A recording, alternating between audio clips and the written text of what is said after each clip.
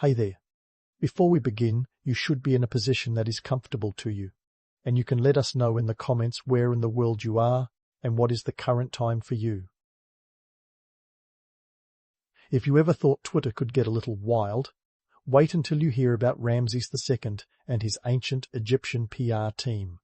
We're talking about a guy who could have taught modern spin doctors a thing or two about turning lemons into lemonade, or in his case, a less than stellar military campaign into a tale of epic victory. Ramses II, known to his friends and enemies as Ramses the Great, was a master at crafting his legacy, even if the reality was a little less glamorous than the legend. Let's set the scene. It's 174 BC, and Ramses II is gearing up for a showdown with the Hittites at the Battle of Kadesh. Now, this wasn't just any battle. It was the kind of event that had epic written all over it, at least if you were reading Ramses's version of the story. The truth? Well, it was less of a sweeping victory and more of a stalemate. But who needs facts when you've got a chisel and a talent for storytelling? Ramses took what was essentially a military draw and turned it into one of history's greatest victories. The guy had statues of himself commissioned that were so big they'd make a Kardashian selfie look modest. He had his version of events etched into temple walls across Egypt, from Abu Simbel to Karnak, ensuring his heroic narrative echoed through the ages. Think of it as an ancient Twitter thread, but instead of 280 characters, you've got 280 tons of carved stone bragging rights, and oh, those hieroglyphics. They painted Ramses as a one-man army, single-handedly turning the tide of battle against overwhelming odds. If you were to believe those stone-carved tales, you'd think Ramses was the original action hero, complete with a chiseled jawline and a penchant for dramatic flair. The truth, however, was that the Hittites were still very much a force to be reckoned with, and Ramses had to negotiate a peace treaty with them not long after. But why let a little thing like the truth get in the way of a good story? Now, let's dive into the economics of this propaganda machine. Carving your face into a mountain or commissioning a temple wall wasn't cheap. The cost of labor, skilled artisans, and materials like limestone or granite was astronomical. But for Ramses, it was an investment. He was banking on these narratives to cement his legacy, literally and figuratively. He understood the power of image, knowing that a well-told story could outlast 1,000 truths. What's fascinating here is the social and political context. Ramses didn't just want to be remembered, he wanted to be revered as a god. In ancient Egypt, the pharaoh wasn't just a ruler, he was the living embodiment of divine power. By portraying himself as both a military genius and a god on earth, Ramses was solidifying his position at the top of the social pyramid, ensuring that his people saw him as the ultimate authority. It was as much about control as it was about immortality. But why did this kind of propaganda work so well? For one, most of the population couldn't read, so these grandiose images and stories were their only source of information. And let's be honest, who wouldn't want to believe in a superhero king leading them to glory? It's the kind of myth that endures because it feeds into our desire for larger-than-life leaders who can make the impossible seem possible. In the end, Ramses's propaganda wasn't just about rewriting history, it was about writing a future where he was the star. His temples and monuments have stood the test of time, a testament to his skill as a master storyteller. Today we can admire the craftsmanship and ambition behind these ancient tweets, even as we chuckle at the audacity of his self-promotion.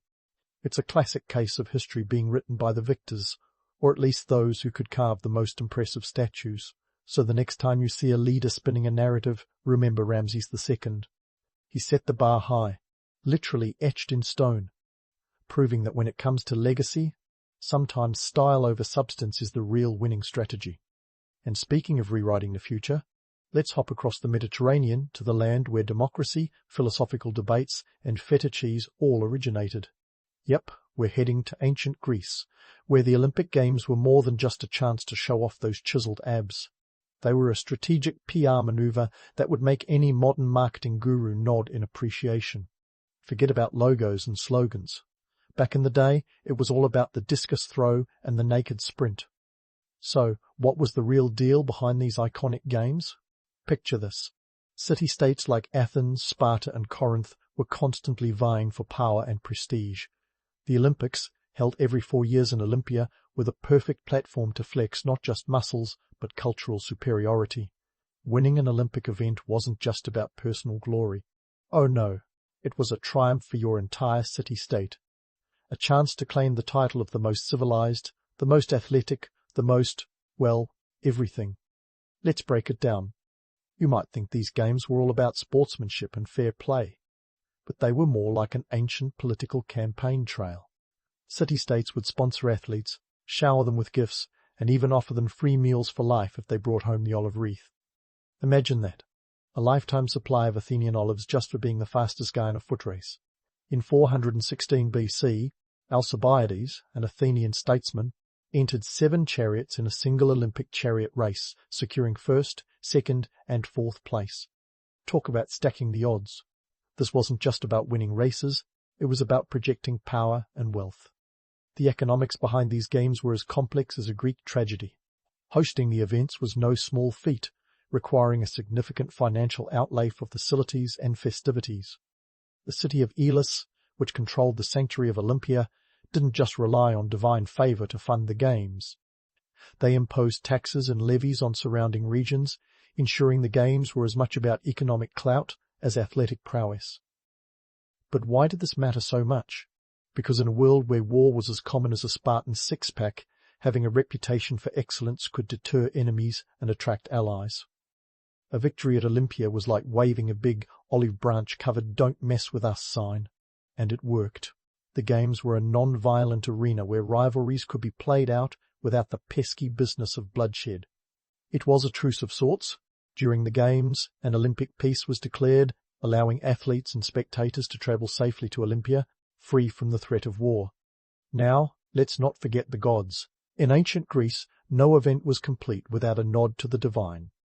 The Olympics were held in honor of Zeus, the head honcho of the Greek pantheon. The Greeks believed their gods were as invested in the outcomes as the athletes themselves, and just like Ramses carved his victories into stone, Greek city-states spun elaborate myths to justify their successes.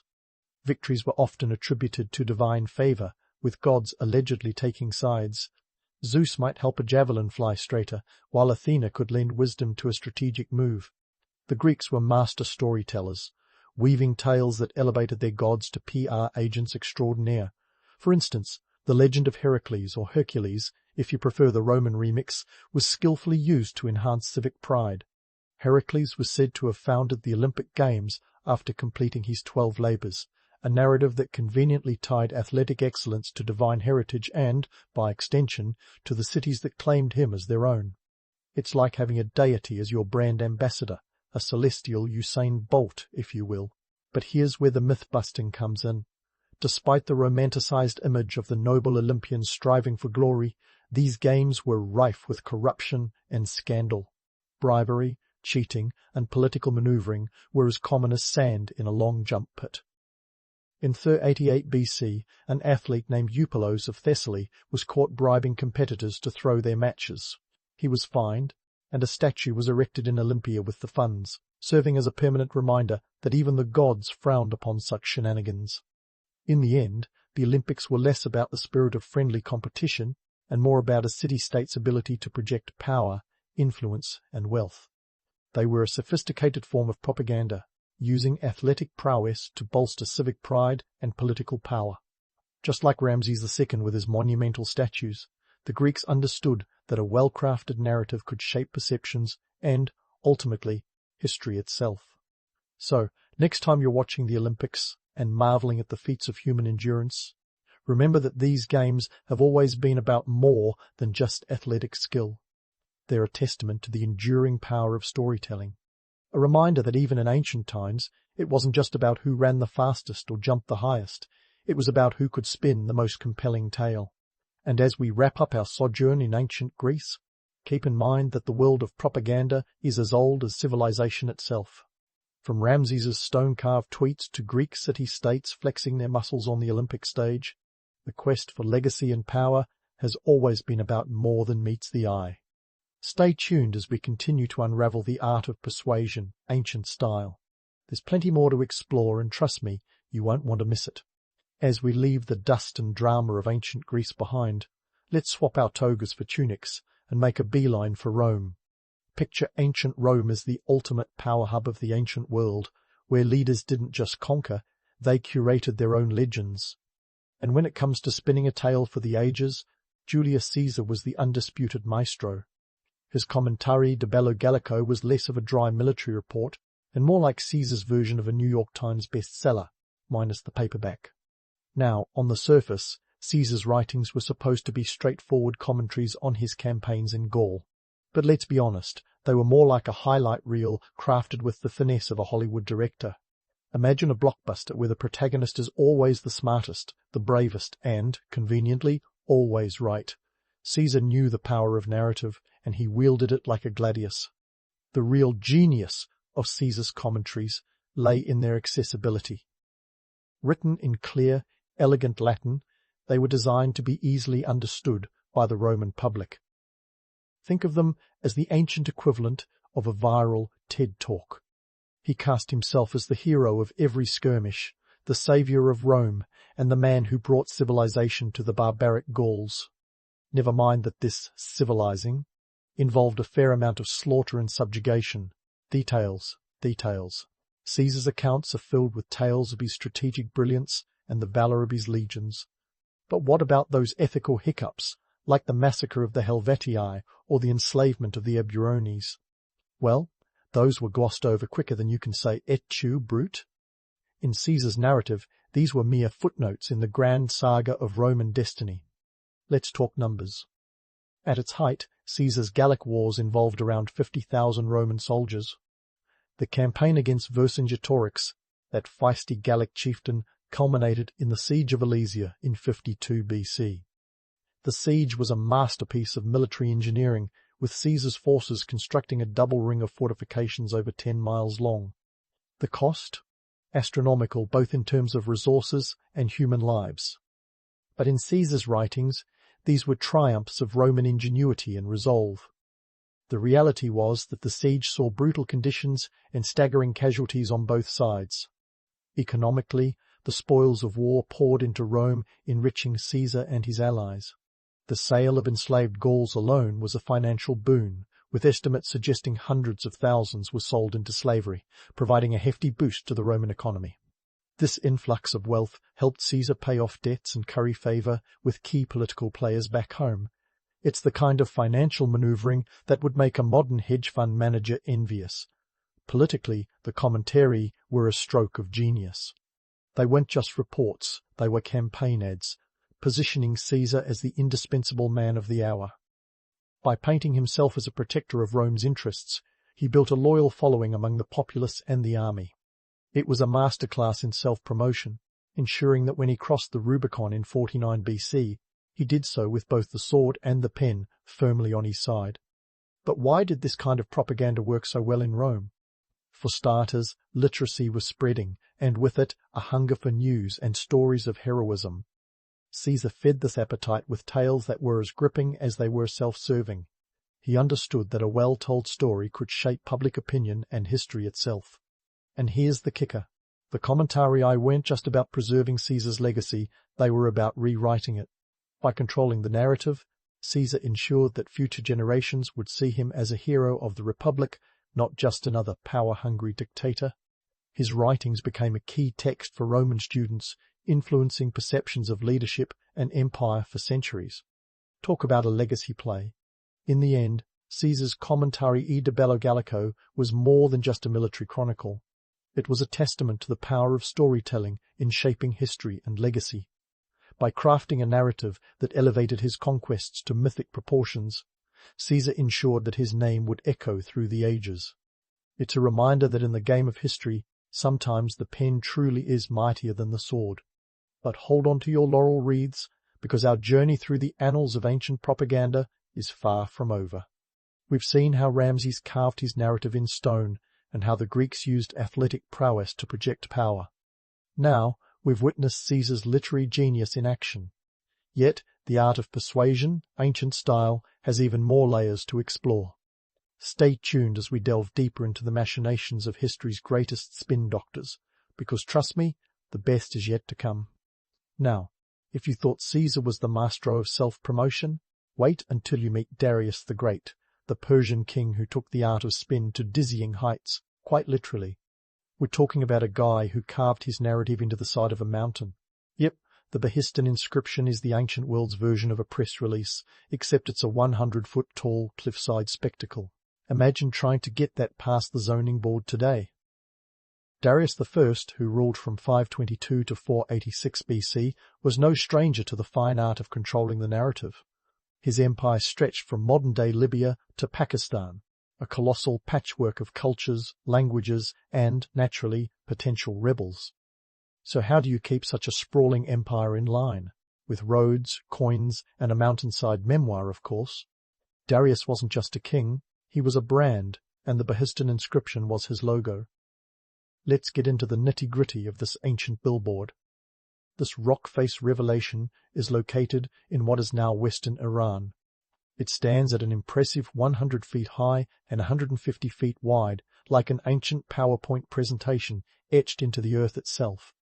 In 3 languages, Old Persian, Elamite, and Babylonian, it chronicles Darius's rise to power and puts a definitive spin on his reign. If you think multilingual press releases are a modern invention, think again. Darius's story, as told by his own hand, is the stuff of epic drama. According to the inscription, after the death of Cambyses II, the throne was usurped by a certain Gaumata, known more popularly as the false Smerdis. Darius, with a little help from Ahura Mazda, the Zoroastrian god, claimed to have toppled this impostor and restored order. It's a tale of divine right, treachery, and triumph, a narrative as tightly controlled as the empire's famed royal road. Speaking of roads, let's detour into that little marvel. The royal road was a 1,500-mile stretch of ancient infrastructure stretching from Sardis in Anatolia to Susa in Iran. It was the empire's backbone, allowing for rapid communication and control. Think of it as the ancient equivalent of an internet backbone, but with more horses and less broadband. Darius's roads were vital for trade, military logistics and, importantly, the dissemination of his grand narrative. Couriers could traverse the road in about 7 days, a speed that would make even modern postal services break a sweat. Now let's talk economics. Darius wasn't just a master of storytelling, he was a fiscal genius. He introduced a standardized monetary system using gold and silver coins known as darics and sigloi. This innovation simplified trade across the empire's vast territories, making it as easy to do business in the bustling markets of Babylon as in the bazaars of Bactria. It was a monetary masterstroke that helped fund Darius's massive public works, including, you guessed it, the Behistun inscription. But why did Darius feel the need to inscribe his legacy into the very stone of a mountain?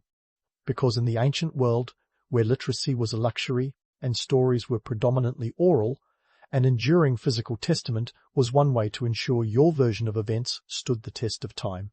The inscription wasn't just about solidifying Darius's claim to the throne, it was about legitimizing his rule in the eyes of both his subjects and posterity. After all, who could argue with a story written in the language of the gods, 200 feet above the ground? Of course, the Behistun inscription isn't just an exercise in vanity, it's a fascinating window into the Persian Empire's political dynamics. By declaring his divine right to rule and detailing the suppression of revolts, Darius was sending a clear message: mess with the king and you mess with the gods.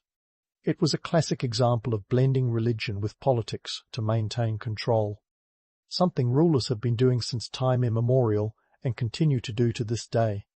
Yet, here's where we bust a myth or two. While Darius's narrative paints him as the hero who vanquished a usurper and restored order, the truth was likely more complex and ruthless. The Persian court was a hotbed of intrigue, and Darius's rise to power, like many in history, probably involved a fair share of sharp knives and shadowy corridors.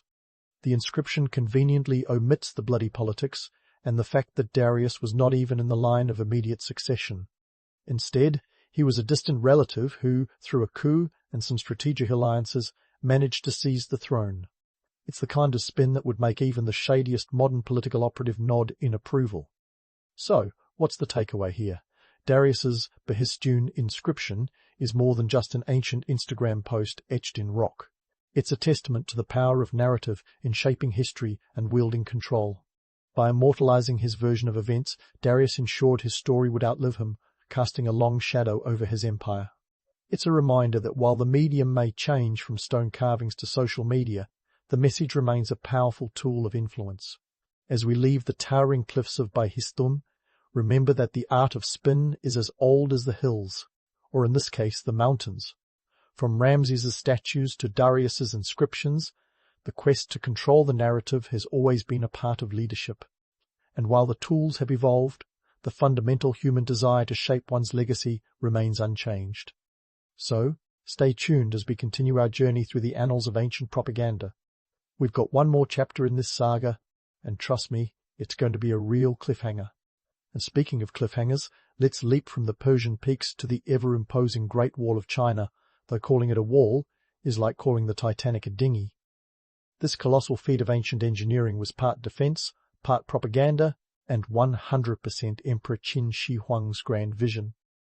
You see, while the rest of the world was busy carving their stories into mountains or chiseling them onto temple walls, Qin Shi Huang was busy rewriting the entire landscape. If Ramses and Darius were the ancient world's PR superheroes, Qin was the blockbuster director of an epic cinematic universe, complete with walls, warriors, and a whole lot of myth-making. Let's set the scene. It's the 3rd century BC, and China is a patchwork quilt of warring states, each with its own ambitions and agendas. Enter Qin Shi Huang, the first emperor of a unified China, a man with a penchant for grand gestures and iron-fisted rule. The Great Wall wasn't just about keeping out pesky nomadic invaders like the Xiongnu. It was about building a physical symbol of his might and the unity of the empire. It's the kind of over-the-top statement that screams, "I'm here, I'm in charge, and I've got the stones to prove it." The wall itself, or more accurately the series of walls, forts and watchtowers, stretched across thousands of miles, from the Bohai Sea in the east to the deserts of the west. It's hard to pin down exact numbers, but estimates suggest it was over 13,000 miles long at its peak. Imagine the logistics: millions of labourers, some willing, many not so much, working in harsh conditions, dragging stones, tamping earth, and all without a union break. The cost? Astronomical. The manpower? Mind-boggling. The human cost? Well, let's just say the wall's nickname, the longest cemetery on earth, wasn't coined out of sentimentality. But here's the kicker. While the Great Wall is often romanticized as a fortress of defense, its real power lay in its psychological impact. The wall was as much about controlling the hearts and minds of the people within its borders as it was about repelling those outside them. Qin Shi Huang understood that a grandiose project like this could unify a diverse population under a single banner, the Qin banner, in case there was any doubt. It was a literal line in the sand, defining the boundaries of the empire and the extent of his control. And how did Qin Shi Huang ensure his narrative outlasted even the stones of his wall? Through a mix of construction and destruction. While he was busy building the Great Wall, he was also burning books and burying scholars, sometimes literally, to erase competing narratives. It was censorship on a scale that makes modern concerns about fake news seem quaint. Qin decreed that all historical records not aligned with his vision be destroyed. This wasn't just about controlling the present, it was about shaping the future, ensuring that his version of history was the only one that survived. Economically, the wall was a double-edged sword. On one hand, it facilitated trade by protecting the Silk Road routes from raiders, bolstering the economy and filling imperial coffers. On the other, its construction strained resources and stretched the empire's finances thin. The irony? The very project meant to protect and unify also contributed to the eventual downfall of the Qin dynasty. When you spend all your time and resources building walls, it turns out you might forget to build bridges, or at least keep your populace from revolting due to overtaxation and forced labor. And let's talk about the man himself, Qin Shi Huang, a ruler whose ambitions were as towering as the wall he built. He sought immortality with the fervor of someone who knew his time was limited. Alchemy, elixirs, and expeditions were all part of his quest to cheat death. But alas, all the mercury in the world couldn't grant him eternal life, and he passed away in 210 BC, leaving behind a legacy as enduring as it is controversial. In his quest for immortality, Qin left us with a terracotta army, a massive clay battalion buried near his tomb, complete with chariots and horses, standing guard for eternity. This wasn't just a burial site. It was a statement, a reminder of the emperor who's unified China, built a wall visible from space, allegedly, and had a knack for turning his personal narrative into a national epic. But here's where we debunk the myth. While the wall is indeed a marvel, it wasn't an impenetrable fortress. Over the centuries, various invaders breached it, most notably the Mongols, who didn't so much smash through as simply go around it. The wall, while imposing, was never foolproof. Its true legacy lies in its symbol of unity and the sheer audacity of its construction, a testament to human ingenuity and folly in equal measure. So what do we learn from Qin Shi Huang and his Great Wall? That sometimes the greatest defenses are those that protect not just borders, but beliefs. Qin's narrative outlived him, etched into the very foundations of China's identity. It's a reminder that while empires rise and fall, the stories they tell can echo through the ages, shaping perceptions long after the last stone has crumbled. As we wrap up our journey through the annals of ancient propaganda, from Ramses' statues to Qin's Great Wall, one thing is clear: the art of spin is as old as civilization itself. Leaders have always sought to shape their legacies, understanding that while power can be fleeting, a well-crafted narrative can endure. In the end, it's the stories we tell, and the ones we choose to believe, that define us. So, next time you see a monumental structure, remember, it's not just about what it is, but what it represents, because sometimes the most enduring walls are built not of stone, but of stories. In the swirling sands of the Sahara, long before Spotify playlists and TikTok dance challenges, ancient Africans were already grooving to a different beat. For these societies, dance wasn't just a way to pass the time or get a cardio workout, it was a lifeline, a social network, and a direct line to the spiritual realm. We're talking about ritualistic dances that date back as far as 6000 BCE. That's right, while woolly mammoths were still trying to figure out their extinction strategy, our ancestors were already busting moves that would put any modern-day dance off to shame. Now, before you start picturing some prehistoric version of So You Think You Can Dance, let's set the record straight. This wasn't just about showing off your best moves at the local watering hole. Ritualistic dances in ancient Africa were complex, purposeful, and as essential to life as water and air. They were the Swiss Army knives of cultural expression, multitasking as communication tools, social glue, and spiritual channels all at once. Take, for instance, the dances of the San people, one of the oldest cultures in the world. These folks were not just shaking a leg for fun.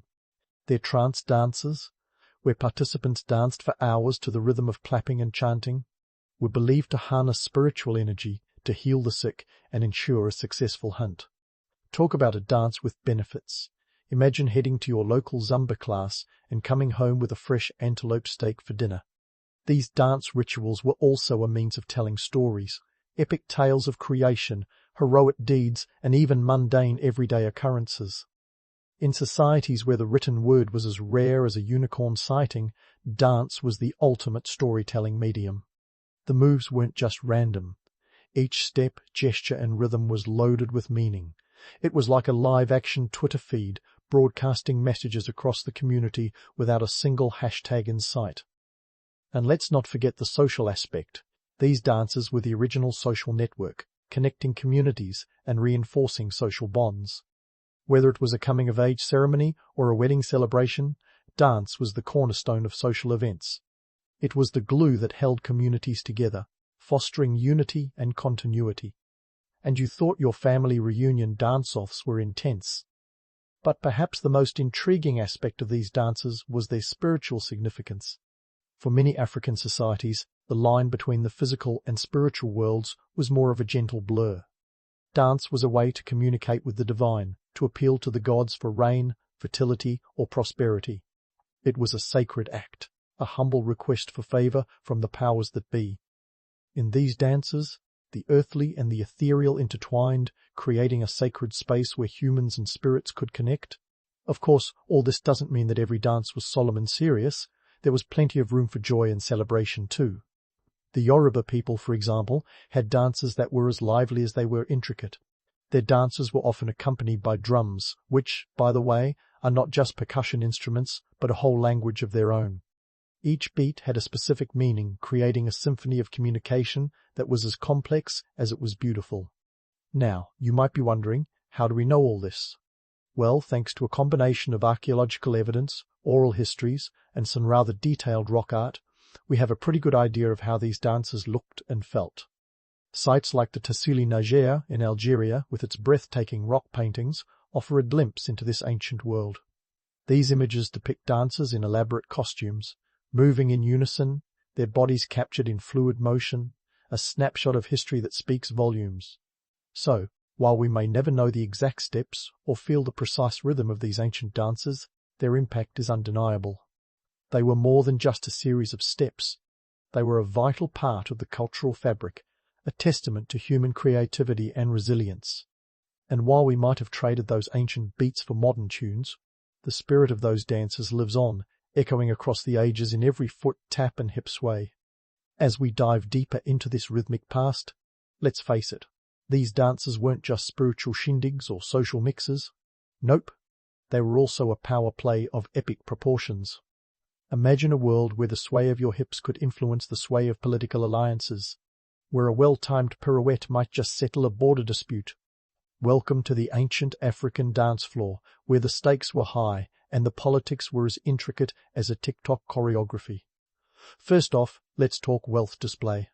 In today's terms, it's like rolling up to the annual gala in a sleek, custom-made suit with the perfect amount of understated bling. Back then, the dance costume was the ultimate status symbol. We're talking about lavish fabrics, intricate beadwork, and feathers that would make a peacock blush. Costumes were often made from materials that screamed, "I have more cows than you," like woven textiles and exotic animal skins. In a world where currency wasn't paper and coin, your outfit was your bank statement. And let's not forget the economics of these dance festivals. Picture this. Entire communities coming together not just for a night but for days of dancing, feasting, and, of course, showing off. These weren't free-for-alls. You might need to cough up a little something to snag a front-row seat at the dance of the season. Trade goods, livestock, or even labor could be the currency of the day. Just imagine the ancient equivalent of a VIP ticket, where a prime spot might cost you a goat or a basket of millet. But it wasn't just about flash and cash. These dances were also a diplomatic toolkit. In a land where a handshake might not cut it, a dance could seal the deal. Imagine two rival chiefs eyeing each other warily across a dance floor. Instead of swords, they send their best dancers into the fray. Each move is a proposal, each counterstep a negotiation. By the end of the night, alliances could be forged, disputes settled, all without a single drop of blood spilled. It was the United Nations of the dance world, where each spin and stomp was a line and a treaty. Of course, none of this came cheap. Organizing a festival was like hosting the Olympics, but with more rhythm and less infrastructure. You needed the right location, which meant clearing space, setting up temporary shelters, and ensuring there was enough food and drink to keep everyone fueled. And let's talk about the dancers themselves. These weren't your average party-goers. They were trained professionals, sometimes even traveling from village to perform. Imagine the logistics of feeding, housing, and paying these performers. We're talking a whole economy built around the art of the dance. Now, let's take a step back and consider the larger picture. Why did these dances matter so much? In a time before the internet, or even the printing press, these events were the media of the day. They were news outlets, cultural exchanges, and social media feeds all rolled into one. The latest fashion trends, political shifts, and even spiritual insights were transmitted through rhythm and movement. And while we might romanticize these gatherings as carefree celebrations, the reality was that they were complex events with serious implications for the communities involved. And here's a little myth-busting for you. The idea that these dances were spontaneous eruptions of joy is as mythical as unicorns. Sure, there was joy, plenty of it, but these were highly organized affairs. Choreography was precise, costumes meticulously crafted, and each dancer knew their role down to the last step. Think of it as a well-rehearsed Broadway show, where even the ad-libs were part of the script. But let's not get too bogged down in the logistics. There's a certain charm in the thought that so much could hinge on a dance, that communities could rise and fall to the rhythm of a drumbeat. It's a testament to human creativity and the power of culture to shape our world in ways that are both profound and surprising. As we prepare to step into the next chapter of our journey, keep these images in mind. The next time you find yourself tapping your foot or swaying to a beat, remember that you're part of a tradition that stretches back millennia, a tradition where dance was more than just movement, it was the heartbeat of society, the pulse of political power, and the currency of culture. Stay tuned, because the dance is far from over, and there's so much more to discover in this intricate tapestry of human history. So, as we keep the beat rolling, let's dive into some of those myths swirling around the ancient African dance floor like glitter in a snow globe. Was it all mystical jazz hands and magical moonwalks, or were these dances a bit more down to earth? Spoiler alert, it's a mix of both, but maybe not in the way you think. First off, the notion that every dance was some kind of mystical ritual is as enchanting as it is misleading. Sure, some dances were spiritual ceremonies designed to curry favor with the gods, but claiming each shimmy and shake was a direct line to the divine is like saying every Instagram post is a profound philosophical statement. Sometimes a twirl was just a twirl, and sometimes it was a not-so-subtle way to keep the neighbours impressed. Take the Igbo of Nigeria, for example. Their dances, like the Ekpirikpi Ogu, were steeped in ritual and cultural significance, yet they were also a tool for social critique. Participants would don elaborate masks and costumes, not just to appease spirits, but to mock societal figures and challenge political norms. It was a live-action tweetstorm, if you will, where satire and spectacle collided. But don't be fooled into thinking that every piece of footwork was imbued with spiritual significance. Plenty of these dances doubled as a platform for social commentary, a way to air grievances with a side of rhythm. Then there's the romanticized notion that these gatherings were all joyous, carefree affairs. Sure, there was joy. Who doesn't love a good dance party? But in reality, not every dance was a celebration. Some were more of a chore than a choice, like the ceremonial dances required for rites of passage or community obligations. Think of it as the ancient equivalent of being roped into a wedding conga line when all you want is to sit quietly with your drink. Participation was often a requirement, not a request, especially for events marking significant life transitions. And let's not forget the economic pressures. Organizing these events wasn't all fun and games. It was a logistical nightmare that could rival planning a modern-day music festival. Imagine having to coordinate resources for a week-long celebration without Google Calendar. You'd have to ensure that there was enough food and drink to keep the festivities flowing, and that meant mobilizing the community's resources. These gatherings could deplete local supplies, making them a double-edged sword, great for community morale, but a potential strain on resources. Speaking of logistics, the notion that these dances were spontaneous bursts of communal joy is another myth that needs a reality check. In fact, these events required meticulous planning, and not just anyone could join in the fun. There were rehearsals, auditions, and yes, a roster of approved dancers. The dancers were like an exclusive club with a velvet rope, and only those with the right steps got to cross it. Imagine your local nightclub, but with more feathers and fewer bouncers. Now, let's tackle the idea of these dances as political tools. Some folks might imagine them as quaint cultural events, but in truth, they were as much about strategy as spectacle. In a world where the spoken word was powerful but not always binding, dances could serve as negotiations in motion. Picture two rival tribes engaging in a dance-off to settle disputes. A bit like a rap battle, but with more drumming and less dissing. Each step and gesture could symbolize agreement or dissent, with the potential to sway alliances and shift power dynamics. And here's a juicy tidbit: not all dances were created equal. In many cultures, the best dancers were like ancient celebrities, wielding influence and prestige. They could sway public opinion and even impact political decisions with their performances. It was as if Beyoncé and a high-ranking diplomat had merged into one, and their stage was the open air of the African plains. This wasn't just entertainment. It was an arena where social hierarchies were both reinforced and challenged. But let's not get too wrapped up in the political intrigue. There's a certain romance in the idea that dance was a universal language, a way to communicate across cultural and linguistic divides. And while the reality was often more complex, the allure of this idea still resonates today. It reminds us that, at its core, dance is a shared human experience, a way to connect and express the inexpressible. In those ancient movements, There was a beauty and a power that transcended the mundane realities of daily life. So, as we spin and sway through this exploration of ancient African dances, keep in mind that we're treading a fine line between myth and reality. These dances were more than just steps. They were a reflection of the societies that created them, a lens through which we can glimpse the complexities of ancient African life. And while we might not have all the answers, one thing is clear. In every beat and every move, there's a story waiting to be told. As we wrap up this chapter, remember that our journey is far from over. There's still so much more to uncover in the world of ancient African dance, a world that continues to captivate and inspire. So, stay tuned for the next installment as we delve even deeper into this fascinating tapestry of history, exploring the threads that connect us to our past and the rhythms that continue to echo through time. Now, speaking of untold stories, let's put the spotlight on the social and gender dynamics within these ancient African dances. Spoiler alert, it's not all tutus and tiaras. These dances were less everybody gets a trophy and more know your place.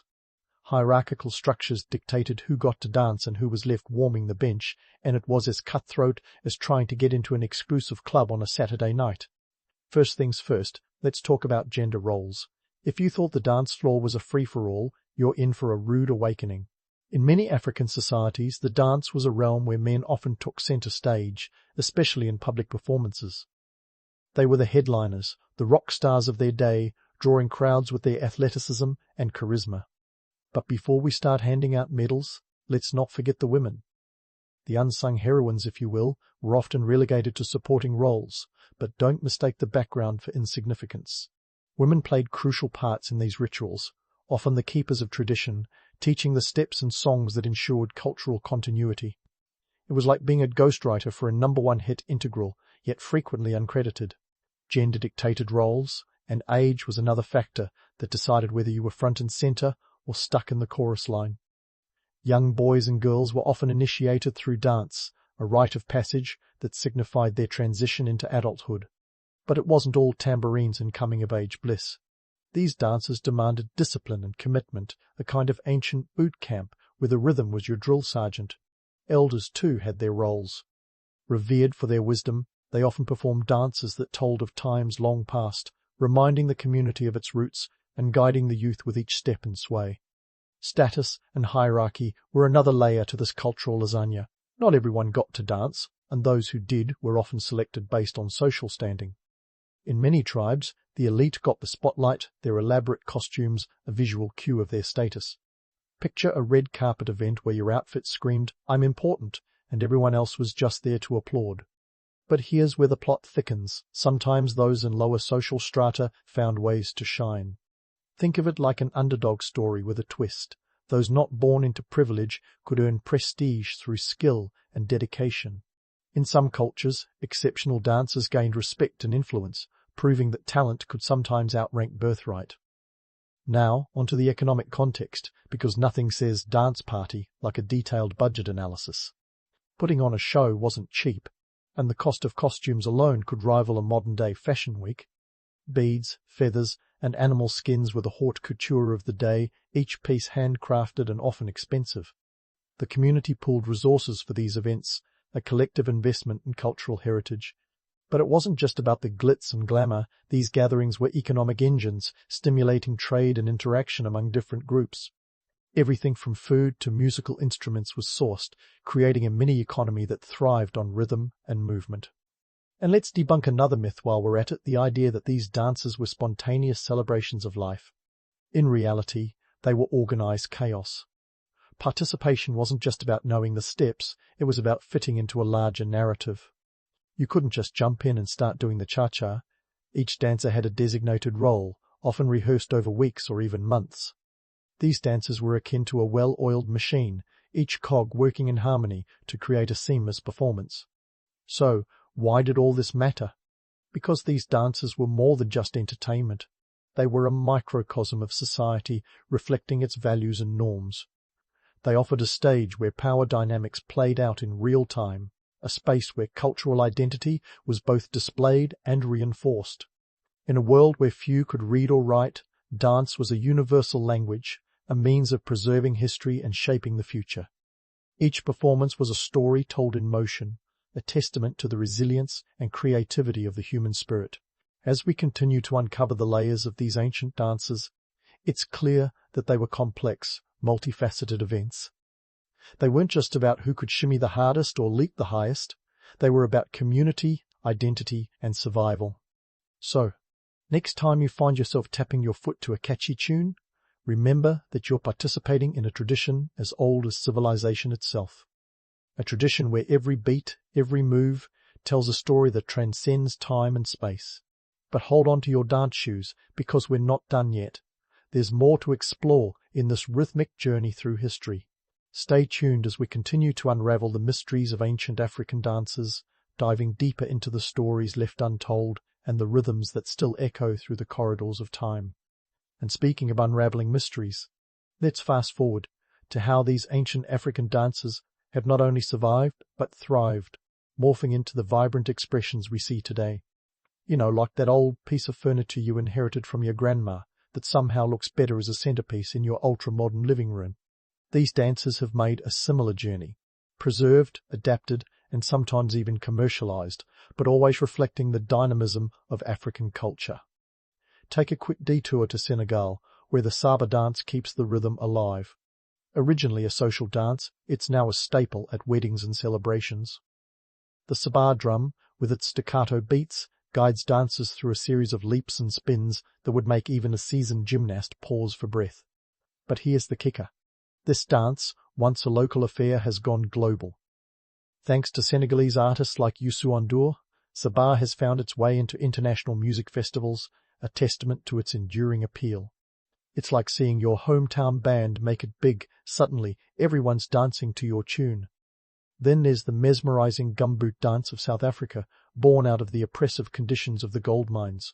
Picture this: miners, isolated and forbidden to speak, used their boots to communicate via rhythm. Fast forward to today, and this dance isn't just a historical footnote, it's a celebrated art form, performed at cultural festivals and school competitions across the globe. And yes, it's a potent reminder of resilience, how adversity birthed an art form that defied silence. It's enough to make you want to grab a pair of boots and start stomping out your own rhythm. Let's not forget the commercial aspect, because where there's culture, capitalism often follows. The global popularity of African music and dance has opened avenues for commercialization that ancient dancers couldn't have dreamed of. Afrobeat, a genre pioneered by the legendary Fela Kuti, has inspired dance crazes from Lagos to Los Angeles. And while Fela's politically charged lyrics might not be everyone's cup of tea, his influence is undeniable. Today, Afrobeat artists ink million-dollar deals, and dance challenges set social media alight faster than you can say viral video. But let's not get too carried away by the glitz and glamour. The truth is, commercialization comes with its own set of challenges. As African dances gain international attention, there's a risk of losing the cultural essence that made them unique in the first place. It's like watching a classic film remade with a blockbuster budget. Sure, it's flashy, but does it have the same soul? There's a delicate balance between sharing cultural heritage and maintaining its integrity, a tightrope walk that modern-day performers navigate with varying degrees of success. And while we're myth-busting, let's tackle the notion that these dances were always static, untouched by time. In reality, they've evolved, just like language or fashion. Consider the Zulu war dance, which once prepared warriors for battle. Today, it's performed at cultural festivals, a symbol of pride and unity rather than aggression. It's a dance that's traded spears for symbolism, a reminder that tradition can be both a bridge to the past and a path to the future. Dig a little deeper into the economics of it all, and you'll find that dance is more than just a hobby. It's a livelihood. For many African communities, dance troupes provide employment and opportunities, especially for youth. In places like Tanzania, traditional dance ensembles tour internationally, offering a glimpse of their culture to audiences far removed from their origins. These tours aren't just about art. They're about economic survival, turning rhythm into revenue. And let's be honest, who wouldn't want a job where dancing is a requirement? Of course, in tracing this evolution, we can't ignore the role of storytelling. These ancient dances were, and remain, a powerful narrative tool. They convey history, lessons, and values, often in ways that words cannot. The griots of West Africa, those master storytellers, have long used dance to accompany their tales, a practice that continues to this day. It's a reminder that while the medium may change, the message endures, a testament to the power of dance to transcend time and space. So, as we wrap up this exploration of ancient African dances, what's the takeaway? Well, it's clear that these dances are more than just a series of steps. They're a living, breathing testament to human resilience and creativity. They remind us that even in the face of change, culture can adapt, survive, and thrive. Whether it's the infectious beats of Afrobeat or the haunting rhythms of a traditional war dance, these expressions continue to captivate and inspire. And as long as there are feet to move and stories to tell, the dance never truly ends. In the grand tapestry of history, these dances are both a thread and a needle, weaving past and present into a vibrant, ever-evolving whole. So next time you find yourself caught up in the rhythm, remember, you're not just dancing. You're part of a legacy that spans continents and centuries, a dance that echoes through the corridors of time. And that's a beat worth keeping. Thomas Edison wasn't just born, he was practically catapulted into the world of invention. In 1847, in Milan, Ohio, a tiny town that would barely register on today's map, little Thomas arrived kicking and screaming, perhaps already plotting how to patent a better diaper design. The seventh and last child of a Canadian exile and a schoolteacher, Edison grew up in a household where books were abundant, but money wasn't. His father, Samuel, had fled political upheaval in Canada, and his mother, Nancy, homeschooled him after he was labelled addled by his teacher. Let's just say Edison had a less-than-glowing academic review early on. His teacher's report card probably read, "Doesn't play well with others." As a child, Edison was a bit of a pyrotechnic enthusiast. In one infamous incident, young Tom tried to hatch his own chemistry set on a train. Picture the chaos, a mini laboratory of volatile chemicals rattling around in a baggage car. When an accidental fire broke out, the conductor was less than impressed. Edison was unceremoniously booted off the train at the next stop, but that didn't stop his tinkering. By age 12, he was selling newspapers and candy on the Grand Trunk Railroad, showing early signs of that entrepreneurial spark which would later fan into a full-blown blaze. Now, let's not sugarcoat it. The late 19th century was a rough-and-tumble era. The Industrial Revolution was in full swing, and America was busy puffing smoke into the skies with a cavalier disregard for the ozone layer. This was a time when the U.S. was stretching its industrial muscles, with railroads crisscrossing the country and factories belching progress and pollution in equal measure. It was the perfect backdrop for Edison, a man who would soon become synonymous with the very idea of invention. Edison's first real taste of success came not from a lab, but from a telegraph office. After saving a toddler from a runaway train, he was rewarded with lessons in telegraphy. Here he found his niche, working the night shift and using the downtime to experiment. You could say he was the original night owl, but instead of binging on late-night TV, he was fiddling with wires and transistors. By 1876, Edison had set up shop in Menlo Park, New Jersey, a place that would soon become the Silicon Valley of its day. Now, let's talk about the phonograph, Edison's first major claim to fame. In 1877, Edison managed to capture sound on tinfoil-wrapped cylinders. This was no small feat. Imagine, for the first time, hearing a voice that wasn't in the room with you, no ghostly apparitions required. The phonograph was a marvel, a device that made Edison a household name. It was so groundbreaking that people started calling him the Wizard of Menlo Park, a moniker that stuck like superglue. But here's where we get to the fun part. Edison was as much a marketing genius as he was an inventor. He knew how to work the media like a maestro. He was the original hype man, orchestrating demonstrations and making sure the press was there to witness every eureka moment. The phonograph was no exception. Edison personally demonstrated it to President Rutherford B. Hayes, ensuring that his invention wasn't just a scientific breakthrough, but also a headline grabber. Yet the legend of Edison as a lone genius isn't entirely accurate. Sure, he was brilliant, but he was also shrewd enough to surround himself with a team of equally sharp minds. Menlo Park was less a one-man show and more a collaborative workshop, a hub of creativity where ideas flowed as freely as the coffee. Edison's knack for self-promotion often overshadowed the contributions of his muckers, as he affectionately called his crew of inventors and engineers. Let's not ignore the economic forces at play. The late 1800s were a period of rapid industrial growth, and Edison was keenly aware of the potential profits. He wasn't just inventing for the sheer joy of it. He was a savvy businessman who understood the value of patents and the importance of intellectual property. By the time he was done, Edison held over 1,000 patents, a staggering number that makes even the most prolific modern inventors look like slackers. Edison's story is a testament to the power of curiosity and persistence, but it's also a reminder that behind every great inventor is a team, a market, and a bit of showmanship. While the myth of the solitary genius is appealing, the reality is far more complex and, frankly, more interesting. Edison's genius lay not just in his inventions, but in his ability to recognize opportunity, leverage media, and build a legacy that would echo through the ages. Sometimes literally, thanks to that phonograph. Edison's story is a testament to the power of curiosity and persistence, but it's also a reminder that behind every great inventor is a team, a market, and a bit of showmanship. While the myth of the solitary genius is appealing, the reality is far more complex and, frankly, more interesting. Edison's genius lay not just in his inventions, but in his ability to recognize opportunity, leverage media, and build a legacy that would echo through the ages. Sometimes literally, thanks to that phonograph. But let's leave the sound waves behind and flip the switch to one of Edison's most illuminating ventures, the incandescent light bulb. Now, before you start picturing Edison single-handedly lighting up the world like some kind of steampunk Prometheus, let's pump the brakes. The idea of an incandescent light bulb was already glowing faintly in the minds of inventors long before Edison got his hands on it.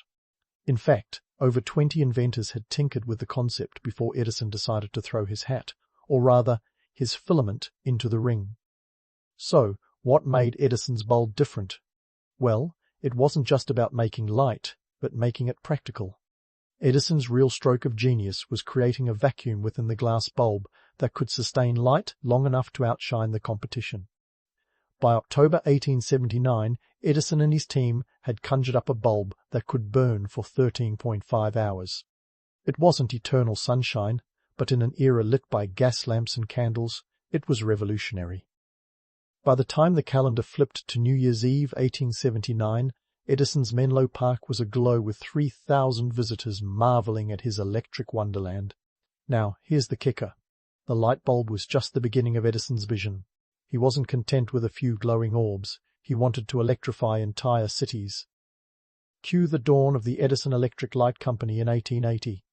Edison's ambitions were as vast as his ego, but the path ahead was anything but smooth. First, there was the small issue of convincing a skeptical public that electricity wouldn't zap them to kingdom come. Then there was the matter of infrastructure, building power stations and stringing miles of wire across urban landscapes. Edison's dream of electrifying New York City came with a hefty price tag, but he was willing to bet on it. Enter the War of Currents, an electrifying saga that pitted Edison against another brilliant mind, Nikola Tesla. While Edison championed direct current DC, Tesla was a staunch advocate for alternating current AC. The debate wasn't just academic, it was a full-blown battle for the future of electricity. Edison's DC was safer at lower voltages, but required power stations every mile or so. Tesla's AC, which could travel greater distances, was more efficient for large-scale distribution. The stakes were high, and neither side was above a little mudslinging, or in this case, a lot of shocking demonstrations. Edison, ever the showman, went to great lengths to prove the dangers of AC. In a rather macabre display, he staged public demonstrations where he electrocuted animals with AC to showcase its lethal potential. It was a grisly spectacle, akin to a Victorian-era horror show, and it left the public both horrified and fascinated. But Edison's scare tactics couldn't dim the allure of AC's efficiency, and slowly but surely it gained traction. Financially, the War of Currents was a high-stakes gamble. Edison had sunk considerable resources into his DC infrastructure, and admitting defeat was not in his vocabulary. Yet, as cities expanded and distances grew, AC's advantages became increasingly apparent. By 1892, Edison found himself outmaneuvered when his own Edison General Electric Company merged with its rival, Thomson Houston Electric Company, to form General Electric, which promptly embraced AC. Amidst this corporate chess game, the public was left to grapple with the idea of electric lighting. Skepticism was rife, people feared fires, electrocution, and the black magic of invisible currents. Yet, the economic potential was undeniable. Factories could operate longer hours, cities could become beacons of progress, and society could dance into the night under a canopy of electric light. It was a heady mix of fear and fascination, a testament to humanity's perennial dance with the unknown. As Edison continued to battle the tides of change, his legacy began to take on a life of its own. The incandescent light bulb may not have been his solo invention, but it was his crowning achievement in the public eye. It symbolized not just light, but the dawn of a new era, where electricity would become as essential as air and water. For Edison, it was another feather in his cap, another step towards immortality. But let's not get ahead of ourselves. The War of Currents was just one chapter in Edison's electrifying journey. As the 20th century dawned, Edison was already plotting his next move, ready to chase the next spark of innovation that would cement his place in history. Meanwhile, the world watched, eager to see what the Wizard of Menlo Park would conjure next. And if we've learned anything so far, it's that Edison was never one to let the lights dim on his ambitions. As the 20th century dawned, Edison was ready to chase the next spark of innovation, and this time it was all about capturing the magic of moving pictures. You see, Edison had a vision, to bring the magic lantern shows of yore into the modern age, but with a twist. This wasn't about a static image projected onto a wall. Edison wanted to make pictures come alive, to turn stills into a flickering spectacle that would keep audiences on the edge of their seats, or at least standing around a box peering in. Enter the kinetoscope, a device that was part peep show and part technological marvel. Developed in the early 1890s, the kinetoscope was Edison's answer to the question, how do we make pictures move? This contraption was essentially a wooden cabinet, complete with a peephole and a strip of perforated film that whirred and whizzed past a light source, creating the illusion of motion. It was the original binge-watching device, albeit standing room only. The kinetoscope made its public debut on April 14, 1894, at a parlor in New York City. For just 25 cents, patrons could experience the novelty of watching a 20-second film. Sure, it was no IMAX, but back then this was like peering into the future. People were mesmerized by the flickering images, whether it was a dancer twirling or a strong man flexing. It was the birth of cinema, one viewer at a time. By the end of 1894, kinetoscope parlors were popping up like Starbucks, with each machine raking in around 1,000 a week. Not too shabby for a device that was essentially a glorified flipbook. But Edison wasn't content with just inventing a new gizmo. He wanted to own the entire darn circus. So he built the Black Maria, the world's first movie studio, in 1893. Now, before you conjure images of sleek Hollywood soundstages, let's set the record straight. The Black Maria was more shack than studio. Imagine a tar-papered shack that rotated on tracks to follow the sun. It wasn't glamorous, but it got the job done, shooting short films that would feed the ravenous kinetoscope machines. Edison's films were a motley crew of snippets, boxing matches, vaudeville acts, even a staged execution of The Great Train Robbery, a precursor to the action blockbusters of today. The Black Maria churned out these short reels like a popcorn machine on overdrive. But here's the kicker. Edison didn't actually direct these films. He left that to his assistant, William Kennedy Laurie Dixon, who did most of the heavy lifting, while Edison took the credit.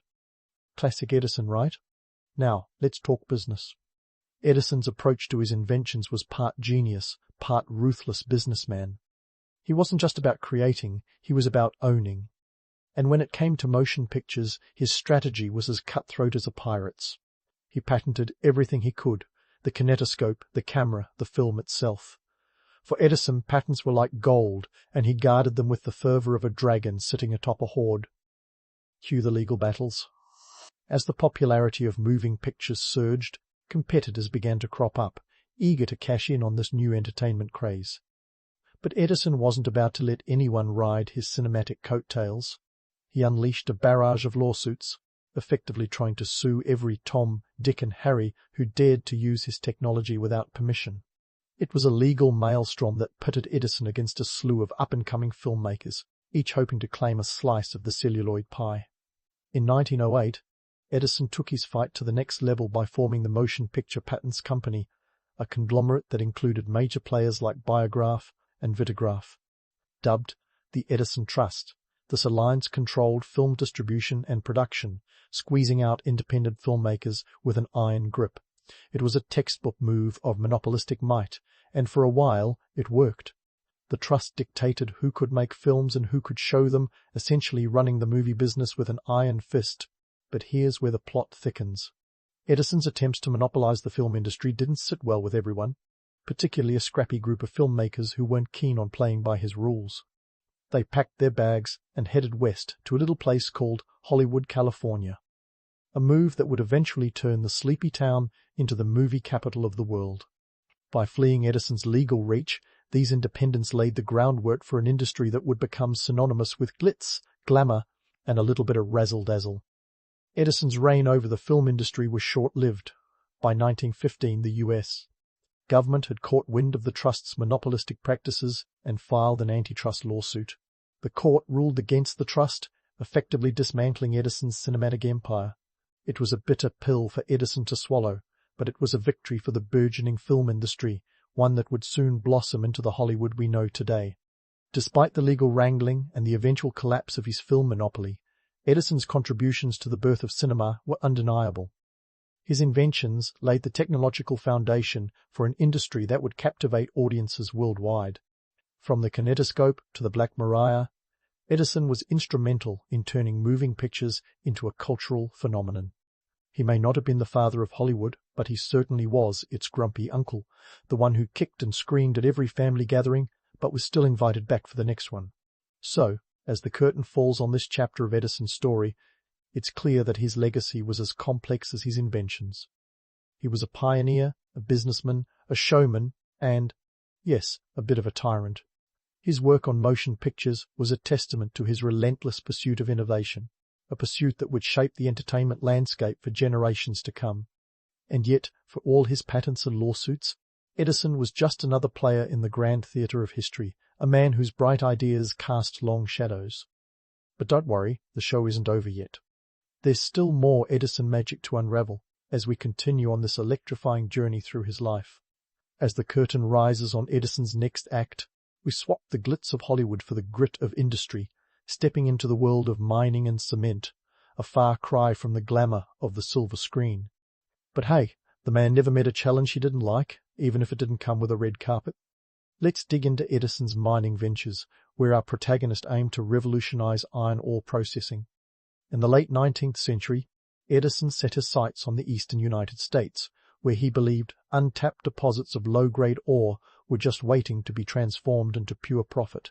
With his usual flair for the dramatic, Edison sunk millions, about $2 million to be precise, into this endeavor, creating the Edison Ore Milling Company. Now, if you're thinking, Edison revolutionized ore milling too, hold your horses. This wasn't one of his brighter ideas, despite the literal sparks flying from his machinery. The plan was to use electromagnets to separate the iron from the useless rock. In theory, it was ingenious. In practice, it was like trying to make gold out of lead. The magnetic separators worked about as well as a sieve holding water. By 1899, Edison had to throw in the towel, suffering a loss that would have left lesser men scrambling for the exit. But did this failure stop him? Not a chance. Edison was like a human Energizer bunny. He just kept going and going. He pivoted with the agility of a cat, shifting his focus to cement. Yes, cement, that thrilling substance that makes sidewalks possible. Edison's Portland Cement Company emerged from the ashes of his mining misadventures. He was convinced that cement would be the next big thing, and not just for pavements. Edison imagined entire houses built from concrete, envisioning a future where home construction was as simple as pouring a mold. He patented a system for pouring concrete houses in 1917, aiming to solve the housing shortage of the post-World War I era. The vision was grand, affordable, and durable housing for the masses. The reality? Well, let's say concrete houses weren't exactly flying off the shelves. While Edison's cement company did find some success, he supplied concrete for the original Yankee Stadium after all. His dream of a concrete utopia never quite materialized. the process was costly and cumbersome, and the public wasn't exactly clamoring to live in grey monoliths. Chalk it up to a classic case of the right idea at the wrong time. Now, as Edison was laying the groundwork, quite literally, for his cement dreams, he was also rubbing shoulders with some automotive royalty. Enter Henry Ford, a man who saw the world through a windshield and had a thing for assembly lines. The friendship between Edison and Ford was a peculiar blend of admiration and competition, like two kids on the playground vying for the title of most innovative. Their relationship began in 1896 when Ford attended a conference where Edison was a guest speaker. Ford, who was then just a fledgling engineer, presented his ideas for a gasoline-powered engine. Edison, ever the encourager of new ideas, gave Ford a much-needed boost of confidence, reportedly saying, "Young man, that's the thing, you have it. Your car is self-contained and carries its own power plant." Ford would later claim that this endorsement propelled him forward, and the two men became fast friends. But as with any good buddy cop movie, tension was inevitable. Ford's Model T was revolutionizing transportation, while Edison was still tinkering with his electric car battery, a project that never quite hit the fast lane. Ford's success with gasoline engines was a bitter pill for Edison, who firmly believed in electric vehicles. The irony? In the 21st century, Edison's electric dreams are more relevant than ever, while gasoline engines are facing their twilight. Through the lens of their rivalry, we see Edison's stubbornness in full swing. He was a man who could see the future, but sometimes had trouble letting go of the past. As the world shifted gears, Edison continued to advocate for the electric car, refusing to jump on the gasoline bandwagon. Yet, despite the setbacks, his friendship with Ford remained strong, proving that even giants can respect each other's paths, no matter how divergent. Edison's later years were marked by a relentless pursuit of innovation, even when the returns were diminishing. He was a man who knew how to fail in style. His ventures into mining and cement were more like misadventures, but they were driven by the same unyielding spirit that powered his successes.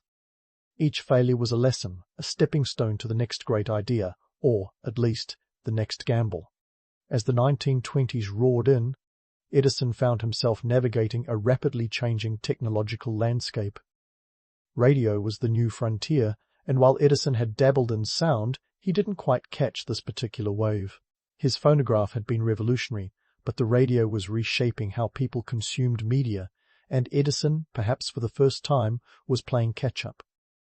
Yet, even as the world around him evolved, Edison remained a titan of invention. He was inducted into the National Academy of Sciences in 1927, a fitting tribute to a man whose life was a testament to curiosity and tenacity. By the time he passed away in 1931, at the ripe old age of 84, Edison had etched his name into the annals of history, a figure as complex and multifaceted as the inventions he left behind. In the end, Edison's story is one of relentless ambition, marked by both dazzling successes and humbling failures. He was a man who dreamed big, sometimes stumbled, but always got back up. His ventures into mining and cement may not have set the world on fire, but they were part of a larger narrative, a saga of innovation that speaks to the heart of human endeavour. As we look back on his life, we're reminded that even the brightest lights cast shadows, and it's in those shadows that we often find the most compelling stories. But let's not wrap up just yet. There's still more Edison magic to unravel. The next chapter awaits as we continue to explore the legacy of the Wizard of Menlo Park, a man whose ideas were as electrifying as they were enduring. So stay tuned, because the story isn't over, and with Edison, it never truly is. Yet, as we inch toward the final curtain on Thomas Edison's life, it's time to pull back the curtain and take a good hard look at the man behind the inventions. Edison's legacy is a tangled web of brilliance and blind spots, a reminder that even the most celebrated figures in history come with their fair share of shadows. You see, Edison didn't operate in a vacuum. He was more like a conductor in an orchestra of innovation, waving a baton while his band of merry inventors, his muckers, played the real tune. Let's start with this notion of Edison as a lone genius. It's a narrative as appealing as it is misleading. Sure, he was an unparalleled visionary, but he also had a knack for surrounding himself with equally sharp minds. Menlo Park, his famed laboratory, was less a solo performance and more of a group jam session. Take William Kennedy Laurie Dixon, for instance, the man who did most of the heavy lifting in developing the kinetoscope while Edison took the bows. Or Francis Shell, another key player who helped bring the light bulb to life. Without these uncredited collaborators, the Edison myth might have been a much dimmer affair. But let's not kid ourselves, Edison was a master of self-promotion. He didn't just invent, he patented, marketed, and monopolized. The man understood the power of a good headline as well as any modern-day influencer.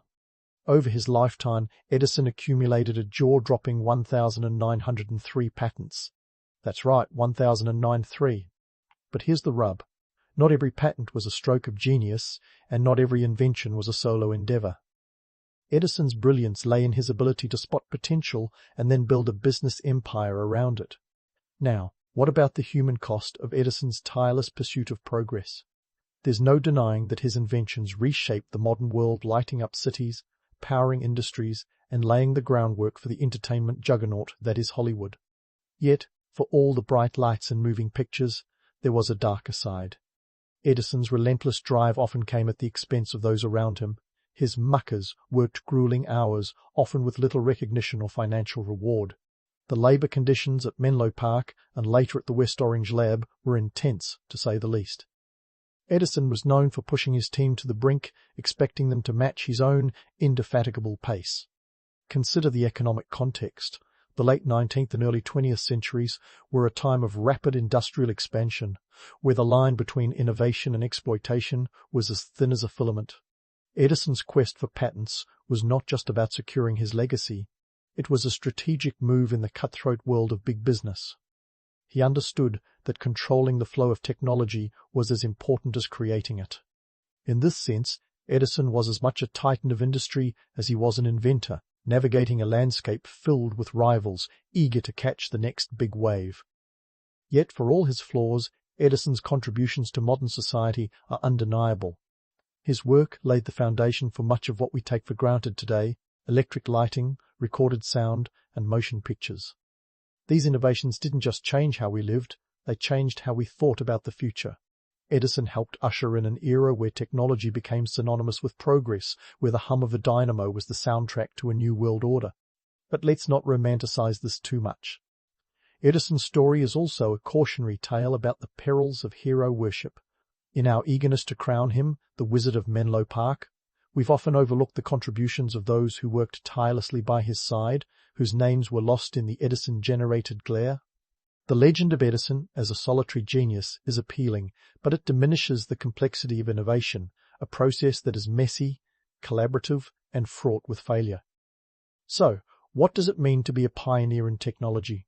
If Edison's life teaches us anything, it's that pioneering is as much about resilience as it is about brilliance. It's about seeing the world not just as it is, but as it could be. It's about daring to dream big, even when the odds are stacked against you. But it's also about acknowledging the collective effort that fuels those dreams, recognizing that no invention exists in isolation. As we close the book on Edison's life, it's clear that his legacy is a paradoxical blend of light and shadow, success and failure. He was a man who dared to illuminate the world, even if it meant casting a few shadows along the way.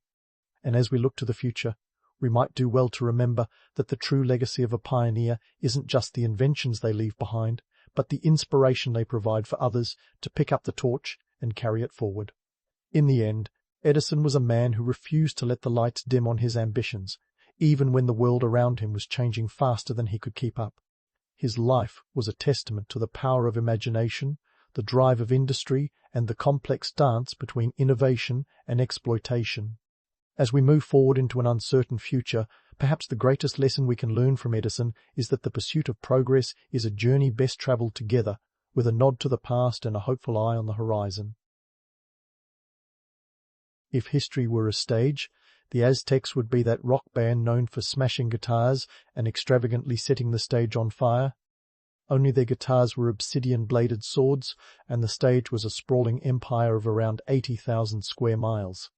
The Aztecs, or Mexica as they called themselves, were the kind of folks who could turn a routine afternoon into a spectacle of ritual combat, a mix between a fierce battle and a religious ceremony. Forget the Super Bowl. These guys were the original masters of the gladiatorial show, warts and all. Let's talk geography. The Aztec Empire wasn't just a backwater collection of villages. It was a sprawling network that covered most of central Mexico. We're talking from the Gulf of Mexico to the Pacific Ocean, an area that today would include cities like Mexico City, Puebla, and Veracruz. Tenochtitlan, their dazzling capital, was like the New York City of its time, bustling with over 200,000 people. That's right, in the 15th century it was one of the largest cities in the world, rivaling the likes of Paris and Constantinople. And, believe me, it was every bit as chaotic. Now, what kept this massive empire ticking? Well, for one, they had a pretty darn sophisticated economy. We're talking about a tribute system that would make the IRS blush. Conquered regions were required to deliver goods, like textiles, cacao beans, the ancient world's version of cash, and, of course, warriors for ritual combat. These were the economic gears that kept the Aztec war machine running smoothly, funding everything from their impressive temples to their rather sinister public spectacles. Ah, the warriors. Think of them as the pop stars of the Aztec world, minus the autographs, but with plenty of adrenaline-fueled bouts that captivated audiences. These guys weren't just brawling for the heck of it, they were fighting for glory, honor, and the chance to ascend the social ladder. And, let's be clear, social climbing in Aztec society was no small feat. Warriors who captured enemies were elevated in status, showered with gifts, and sometimes even given prime real estate. Not a bad gig if you could swing a club and keep your wits about you. But here's where we need to pump the brakes on the romanticism. These ritual combats weren't just chaotic free-for-alls. Nope, they were as organized as your typical NFL game, minus the commercial breaks and the nachos. There were rules, officials, and a whole lot of ceremonial pomp. The ritual combat, or flowery wars as they were poetically named, were not about slaughtering the enemy for fun. Instead, they were designed to capture warriors alive for sacrifice to the gods, a grim reality that doesn't quite make it into the glossy brochures of ancient tourism. So, let's debunk the first myth. The Aztec ritual combats were not just random acts of violence. They were highly structured events with rules and objectives, much like a modern sports event, albeit with a darker twist. And while the romanticized view of noble warriors clashing in the name of honor has its appeal, the cold, hard truth is that these combats were part of a broader religious and political strategy. They served as a means of demonstrating power, maintaining social order, and, crucially, fulfilling religious obligations to keep the gods appeased. Because, in the Aztec worldview, an angry god was a very, very bad thing. In the grand pageant of history, the Aztecs knew how to put on a show, all right? But beneath the feathers and the fanfare lay a complex society where economics, religion, and politics intertwined in ways that would make even the most seasoned historian's head spin. Stay tuned, because the ritual combat is just the tip of the obsidian blade. So, let's dive right into the deep end of the obsidian pool and explore the mechanics of the Aztecs' ritual combat, those famous flowery wars. Think of these not as chaotic brawls, but as well-oiled machines of ritualistic power, where every swing of a macuahuitl, imagine a wooden club lined with razor-sharp obsidian blades, had a purpose beyond mere victory. These battles were far from the free-for-alls you might see in a medieval tavern brawl. They were as choreographed as a Broadway musical, albeit with more blood and less jazz hands. You might wonder why they were called flowery wars. It sounds almost poetic, doesn't it? But make no mistake, these weren't about picking daisies. The name flowery referred to the symbolic flow of life force blood. To be less euphemistic, that was offered to the gods. These wars were strategic, politically charged exhibitions meant to capture prisoners for sacrifice, not to wipe out an enemy. It's like playing poker, where the aim isn't to win everyone's chips, but to snag their best card for a higher purpose. A terrifying higher purpose involving altars and obsidian knives. To get into the nitty-gritty, let's talk about the training regimen of these warriors. If you think boot camps today are tough, you might want to sit down for this. Young Aztec boys started their training at a tender age, often around 15, in institutions known as Calmecac and Telpochcali. Imagine a high school where gym class is a grueling test of endurance and combat skills, and instead of prom, you get your first real battle. These schools were the Harvard and Yale of warrior training, turning young boys into elite fighters with a curriculum that included not just physical prowess, but also religious instruction and cultural education. Talk about a well-rounded education. But it wasn't all about brute force. These warriors were armed with an array of weapons that were as diverse as they were deadly. The maquihuahuitl I mentioned earlier was the showstopper, capable of decapitating a horse, a feat even the Spanish conquistadors noted with a mix of awe and horror. Then there was the atlatl, a spear-throwing device that added distance and power to your average spear toss. It's like upgrading from a slingshot to a crossbow, thereby increasing your odds in a fight. These weapons were not just tools of war but symbols of status, much like a modern-day sports car parked in a wealthy driveway. Now, let's sprinkle in some political intrigue with Tlacael, a name you might not find in your average history book but should be. Tlacael was the power behind the Aztec throne, the ultimate spin doctor and strategist who is often credited with shaping the Aztec Empire's militaristic and religious policies. He had the shrewd insight to institutionalize the flowery wars, turning them into a political tool that kept the empire's wheels greased with both tribute and captives. He knew that controlling the narrative was as crucial as controlling the battlefields. If you think modern politicians are crafty, Tlacael would have run circles around them. Here's the twist. While we often see these warriors as noble figures fighting for honor and glory, the truth was far more complex. The flowery wars were as much about political control and social cohesion as they were about religious duty. The Aztec elite used these conflicts to maintain their grip on power, ensuring a steady supply of captives for sacrifice, which in turn kept the gods happy and the social order intact. It's a bit like using a chess game to decide who gets to rule the boardroom, only with a lot more at stake than a corner office. So, while it's tempting to view these warriors through a romantic lens, as noble heroes clashing in epic battles, the reality was a tangled web of politics, religion, and raw power. These combats were less about personal valor and more about sustaining an empire's complex socio-political structure.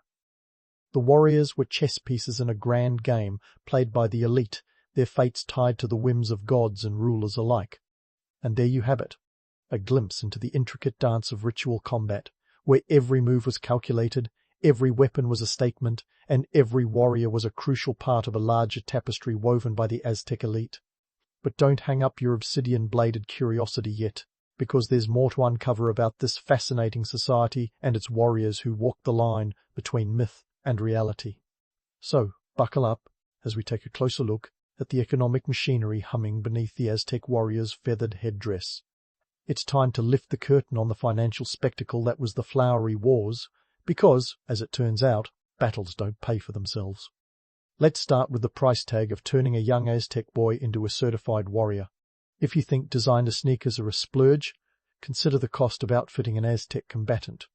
We're talking about a complete ensemble of jaguar pelts or eagle feathers for the elite warriors, known as the Jaguar and Eagle Knights. These guys were the Navy SEALs of the Aztec world, minus the cool sunglasses, but with way more flair. Such gear wasn't just for strutting into battle with style, it served as a symbol of rank, courage, and a testament to one's prowess on the battlefield. And much like a modern-day car enthusiast could spend a fortune decking out their ride, these warriors' gear was a significant investment, one that came with the added perk of not getting you killed due to shoddy craftsmanship. Now, on to the weapons. Each warrior's arsenal would have set the Aztec treasury back a fair bit. The maquihuahuitl, with its obsidian blades, had to be meticulously crafted, and obsidian wasn't exactly lying around like yard sale knickknacks. The atlatl, while simpler, still required resources and skilled labor to perfect. The Aztecs may not have had a Home Depot, but they had their own complex supply chains to support the war effort. Speaking of supply chains, let's delve into the Aztec economic engine that kept this war machine fueled. Central to this was the tribute system, a sort of ancient tax system on steroids. Conquered regions, instead of paying in dollars and cents, handed over goods like textiles, warriors, and sometimes foodstuffs.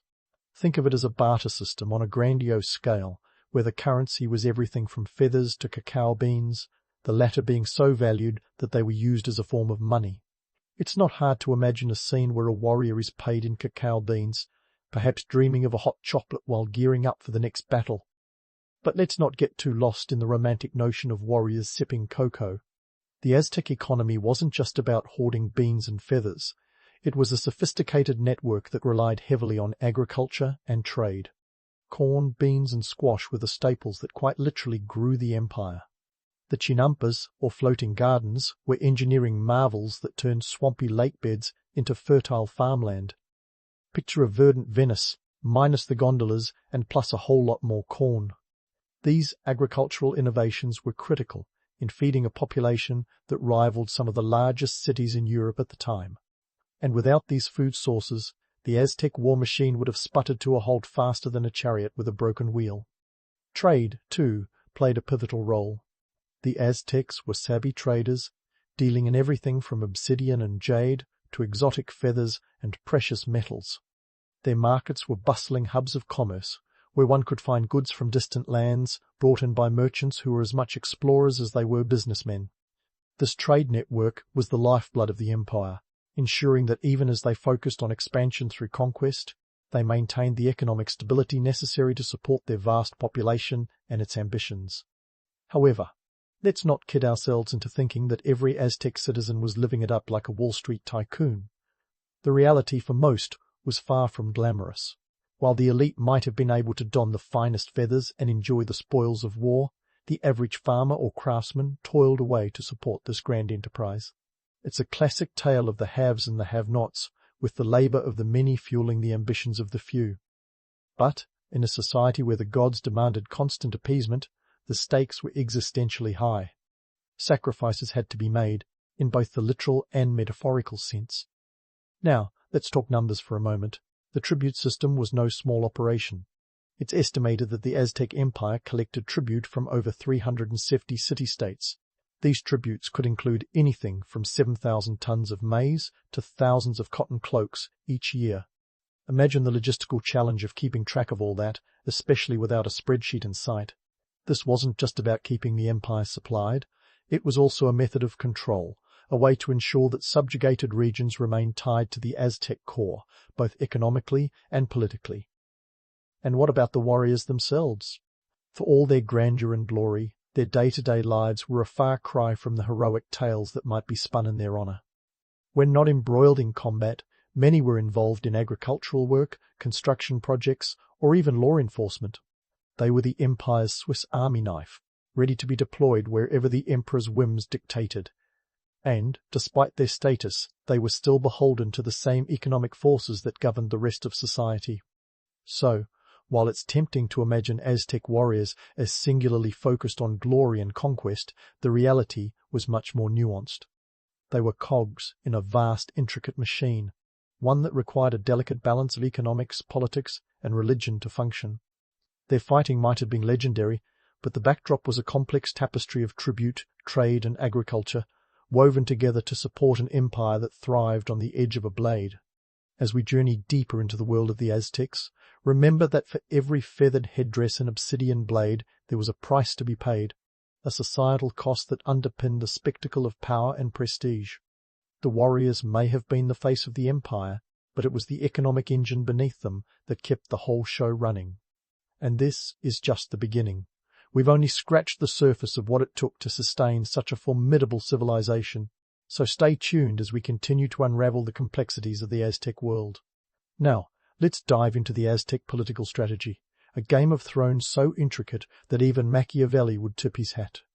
Ritual combats, or flowery wars, were not just about flexing muscles and appeasing the gods, they were chess moves in the grand strategy of empire building.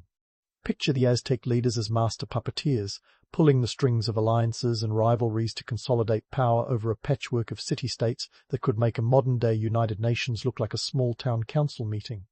At the heart of this was the Triple Alliance, a political and military pact between Tenochtitlan, Texcoco, and Tlacopan. Think of it as the NATO of the Aztec world, minus the lengthy debates over budget allocations. This alliance formed the core of the Aztec Empire, each member city contributing to the collective might while also reaping the rewards of expansion and tribute. The flowery wars were a diplomatic tool as much as they were a military one, a way to keep the alliance steady and the tributary states in line. Now, let's talk politics, and not the dinner table variety. The Aztec leaders, including the enigmatic Tlacaelel, were strategic geniuses who used these ritual combats to reinforce political power. By engaging in flowery wars with neighboring states, they ensured a continual supply of captives for sacrifice, which wasn't just about keeping the gods happy, but also about maintaining control over conquered territories. A steady stream of sacrifices reminded everyone who was in charge, reinforcing the Aztec narrative of divine right and military superiority. It's like a grim version of sending out Christmas cards, only these cards were sent with obsidian blades and sealed with blood. Speaking of blood, the myth of the noble savage has long romanticized the Aztecs as a people driven solely by honor and a spiritual connection to their gods. But let's pop that bubble. The Aztecs were as much about realpolitik as they were about religious duty. Their leaders were adept at using violence as a tool of statecraft, understanding that fear was often as effective a weapon as any macuahuitl. The reality was a society where strategic brilliance and ruthless political tactics walked hand in hand, like two sides of a particularly jagged coin. Consider the city of Tlaxcala, a case study in the Aztec strategy of controlled opposition. Despite being a constant thorn in the Aztec side, Tlaxcala was never fully conquered. Instead, it was allowed to exist as a semi-independent entity, a useful enemy that provided a convenient source of captives for the flowery wars. It was a live-action role of the bad guy, ensuring the Aztecs remained the hero of their own narrative while keeping their military sharp. This kind of strategic leniency makes you wonder if Aztec leaders had a side gig writing political thrillers. The Aztec penchant for political maneuvering extended beyond mere conflict. They were adept at forging alliances through marriage, a tactic as old as time and as effective as ever.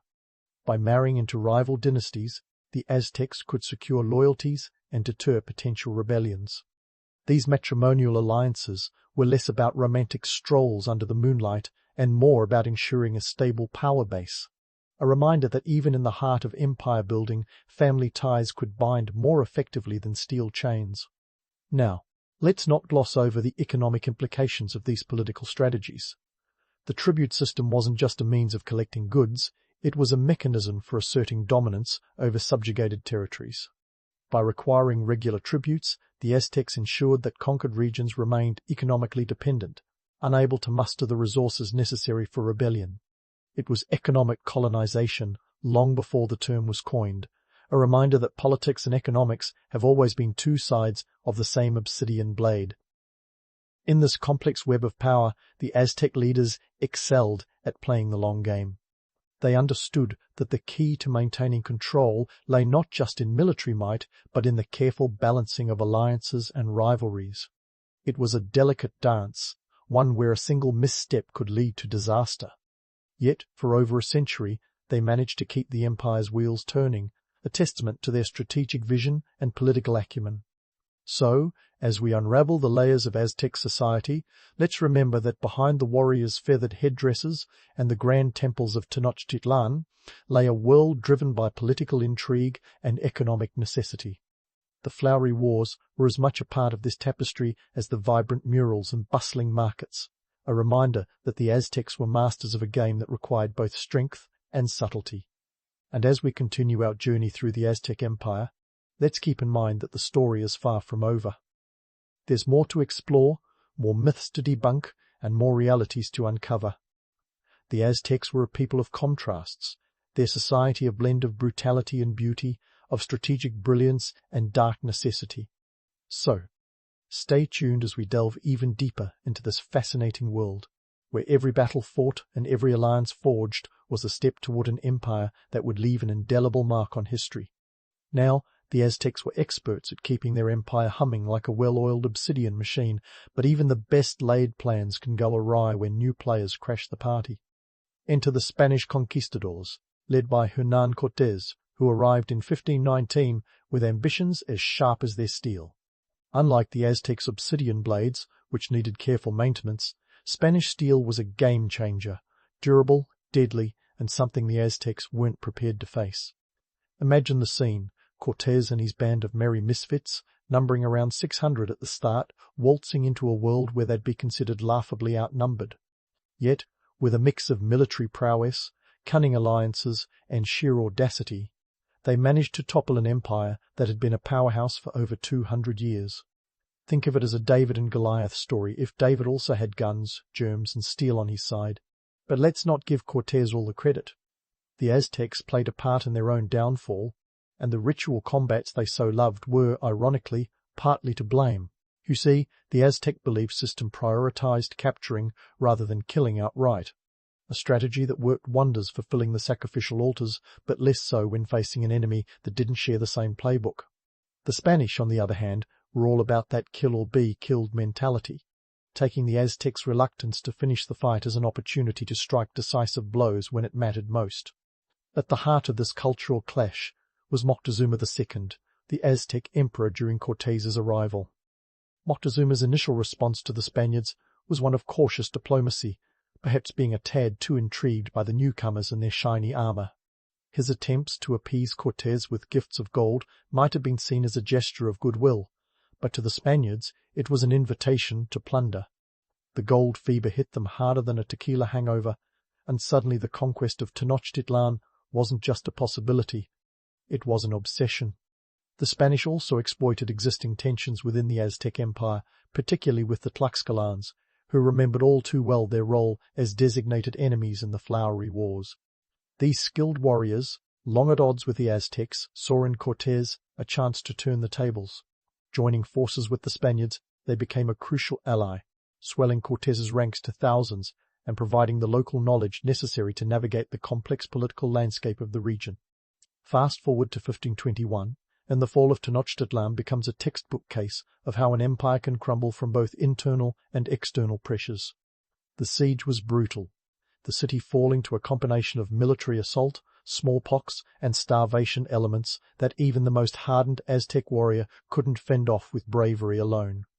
The Spanish victory wasn't just a military triumph, it was a testament to the power of opportunism and adaptability over rigid tradition. Now, let's take a moment to appreciate the irony. The very rituals and beliefs that had once solidified Aztec power also hastened its demise. The Aztecs, so focused on religious and ceremonial combat, found themselves outmaneuvered by an enemy that played by different rules. It's a harsh lesson in adaptability, or rather the lack thereof. The Aztec Empire's decline serves as a reminder that cultural inflexibility in the face of change can be as lethal as any weapon. Post-conquest, the myth of the Aztec warrior took on a life of its own. Romanticized tales of noble savages fighting against overwhelming odds became fodder for European imagination, a narrative that both vilified and glorified the Aztecs in equal measure. In reality, these warriors were both brutal and brilliant, products of a society that valued martial prowess and religious devotion above all else. But strip away the romantic veneer, and you find a people who were as politically savvy and economically motivated as any contemporary society. This romanticism persisted over the centuries, shaping perceptions of the Aztecs as fierce yet doomed heroes, a narrative that resonates with the human penchant for tragic tales. We love a good story about lost civilizations, especially when it's wrapped in feathers and gold, with blood-soaked altars in the background. The myth of the Aztec warrior endures because it speaks to our fascination with the exotic and the extreme, the allure of a world where life and death were part of a grand cosmic dance. In modern culture, the Aztec warrior has become an icon, a symbol of resilience, bravery, and a connection to a past that is both glorified and misunderstood. From Halloween costumes to blockbuster movies, the imagery of the feathered headdress and the macuahuitl captures the imagination, even if the reality was far more complex. It's easy to get lost in the spectacle, to see the Aztecs as larger-than-life figures born from legend. But the truth is, they were real people, navigating a world that was every bit as complicated and challenging as ours today. So, what does the story of the Aztec warriors and their ritual combats reveal about human nature? Perhaps it's our eternal love affair with spectacle, our tendency to romanticize the past while glossing over its harsher realities. The allure of the Aztec warrior lies in the tension between myth and reality, the interplay of power, belief, and survival in a world that demanded both courage and cunning. As we close the chapter on this tale of blood and glory, let's remember that history is more than just a collection of stories. It's a mirror reflecting our own complexities and contradictions. The Aztec Empire, with its grandeur and its grim fate, stands as a testament to the heights of human achievement and the depths of human folly. It reminds us that while we may be fascinated by the past, It is the lessons we learn from it that truly matter. And with that, we bid farewell to the Aztecs, their warriors, and the ritual combats that once held an empire in thrall. As the echoes of obsidian blades fade into the annals of history, what remains is the enduring fascination with a civilization that dared to dance on the edge of a knife. So, next time you find yourself pondering the allure of the ancient world, remember the Aztecs, a people whose story, though concluded, continues to captivate and confound, challenging us to look beyond the myths and see the remarkable reality beneath. The sun peeks through the lattice windows of your humble abode in Kaifeng, casting a gentle glow that hints at the bustling day ahead. Welcome to the 10th century, where your morning alarm is a rooster instead of an iPhone, and your breakfast decisions revolve around rice and maybe a bit of fish if you're feeling fancy. As you stretch and shake off the remnants of sleep, you're met with the sounds of a city already humming with life. Kaifeng isn't just any city. It's the capital of the Song Dynasty, a place where the phrase "money talks" might as well have been invented. The streets are alive with the clatter of wooden wheels and the chatter of vendors setting up shop. You step outside, and it's like diving headfirst into an ocean of commerce. Merchants, much like yourself, are preparing for a day of trade. The air is thick with the aroma of spices, the sweet scent of tea leaves, and the unmistakable tang of opportunity. Kaifeng, with its impressive urban layout, isn't just a backdrop, it's a living, breathing character in your daily narrative, where every street corner carries the promise of profit. As you make your way through the city, you're reminded of the economic marvels of your time. Paper money, a Chinese innovation that would take centuries to catch on in the West, is already in circulation. It's a leap from the cumbersome metal coins that used to weigh down your pockets, and you can't help but appreciate the genius behind it. The first recorded instance of paper money, or jiaozi, dates back to this very period, around 1023 AD. It's a testament to the Song dynasty's knack for forward thinking. Who knew that a strip of paper could hold so much power? And then there's the abacus, a merchant's best friend, saving you from the nightmare of mental math. You handle it with the deftness of a concert pianist, beads clicking as you calculate today's potential earnings. This simple tool is the lifeblood of your trade, a silent partner in every deal. While the West is still fumbling with Roman numerals, here in China, you're performing complex arithmetic with a flick of the wrist. It's not just about making life easier, it's about maximizing efficiency in an age where time is money, quite literally. Navigating Kaifeng feels like threading your way through a tapestry of human enterprise. The city is meticulously planned with wide avenues and a grid system that would make even the most seasoned urban planner nod in approval. It's a hub of activity where goods from every corner of the world converge. Silk from the south, spices from the west, and porcelain that could make an emperor weep with joy. Each marketplace is a microcosm of the world, a snapshot of global trade before globalization was even a concept. But let's be real for a moment. It's not all silk and spices. The romantic notion of an idyllic marketplace is just that, a notion. There's a reason you keep one hand on your purse at all times. Pickpockets are as much a part of the landscape as the merchants themselves. And while the abacus might keep your account straight, it doesn't protect you from the shadier dealings that sometimes occur in the shadows of the stalls. Here in Kaifeng, you learn fast or you don't last. As you weave through the crowd, you can't help but marvel at the sheer scale of it all. Kaifeng is home to over 1 million souls, a sprawling metropolis in an era where most cities are little more than glorified villages. The city's walls stretch an impressive 20 miles, enclosing a teeming mass of humanity that's constantly in motion. It's said that the Song dynasty's population reached around 100 million, a staggering number when you consider that the entire world population was only about 300 million. You're not just a tiny cog in a vast machine, you're part of a massive, interconnected web that stretches across continents. The Song dynasty is a period of remarkable economic growth, driven by innovations like the iron plough and advanced irrigation techniques. Agriculture is booming, and with it, the wealth of the nation. The government's decision to issue paper money is partly to manage the burgeoning economy, partly to assert control. After all, controlling the currency means controlling the trade, and controlling trade means power. It's a delicate dance of economics and politics, and you're right in the middle of it. As you pass by the various stalls, you overhear snippets of conversation, each one a thread in the intricate tapestry of commerce. A silk merchant haggles over prices, his voice rising above the din. A spice trader extols the virtues of his wares, promising flavors that will transport you to far-off lands without ever leaving Kaifeng.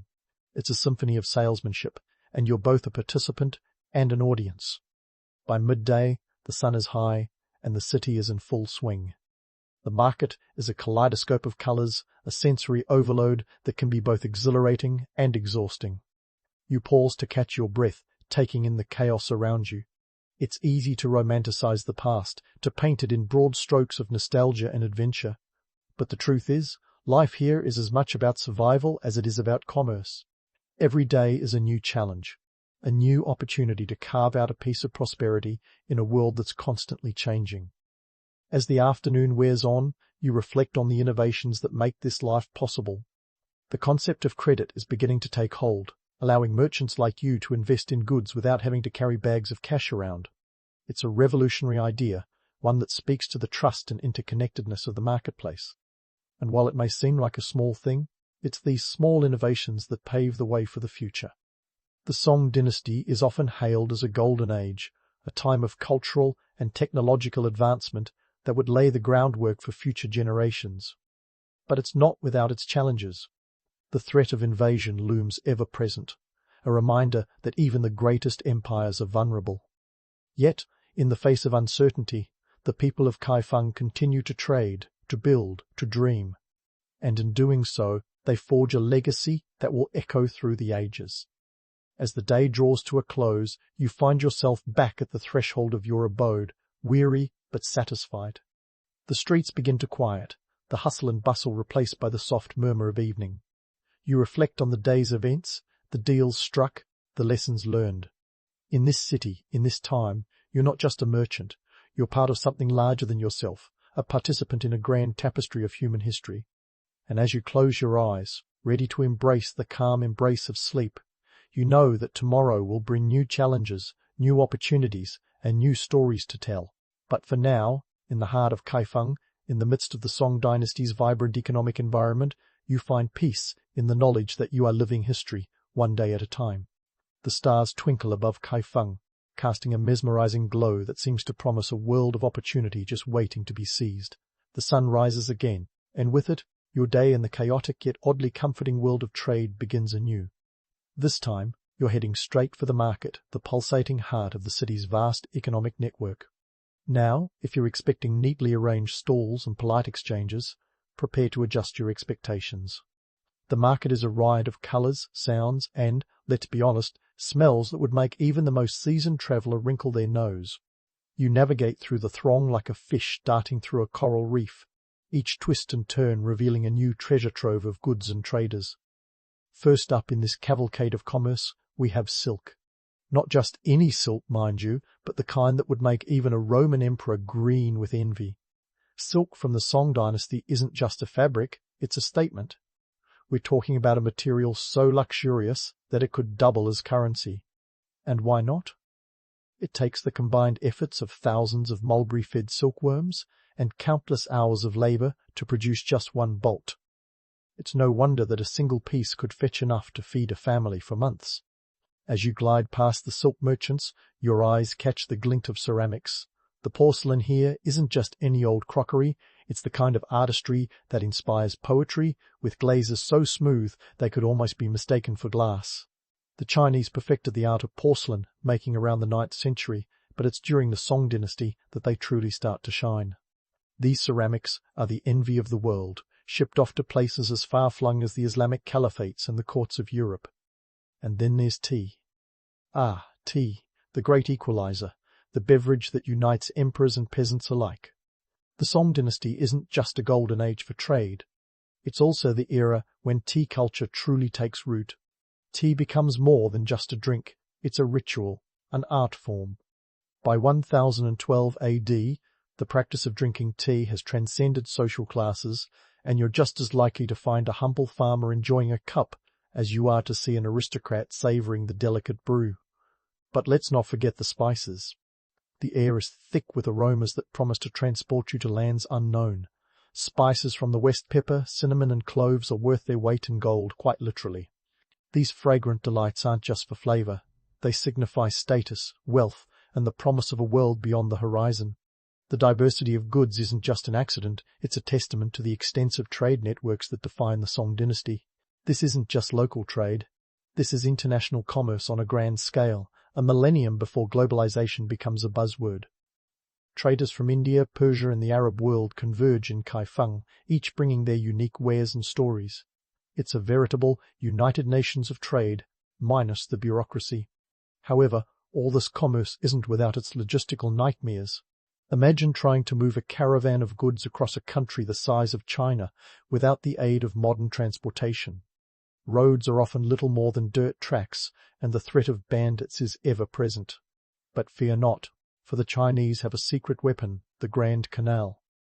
Stretching over 1,100 miles, the Grand Canal is the unsung hero of the Song dynasty's economic success. This engineering marvel connects the Yellow and Yangtze rivers, allowing goods to flow smoothly from the southern rice paddies to the northern capitals. It's the ancient equivalent of the interstate highway system, minus the road rage. But even with the Grand Canal, trade is far from a leisurely cruise. Boats are prone to capsizing, and the canal is often clogged with traffic. It's said that navigating the canal requires the patience of a saint and the reflexes of a cat.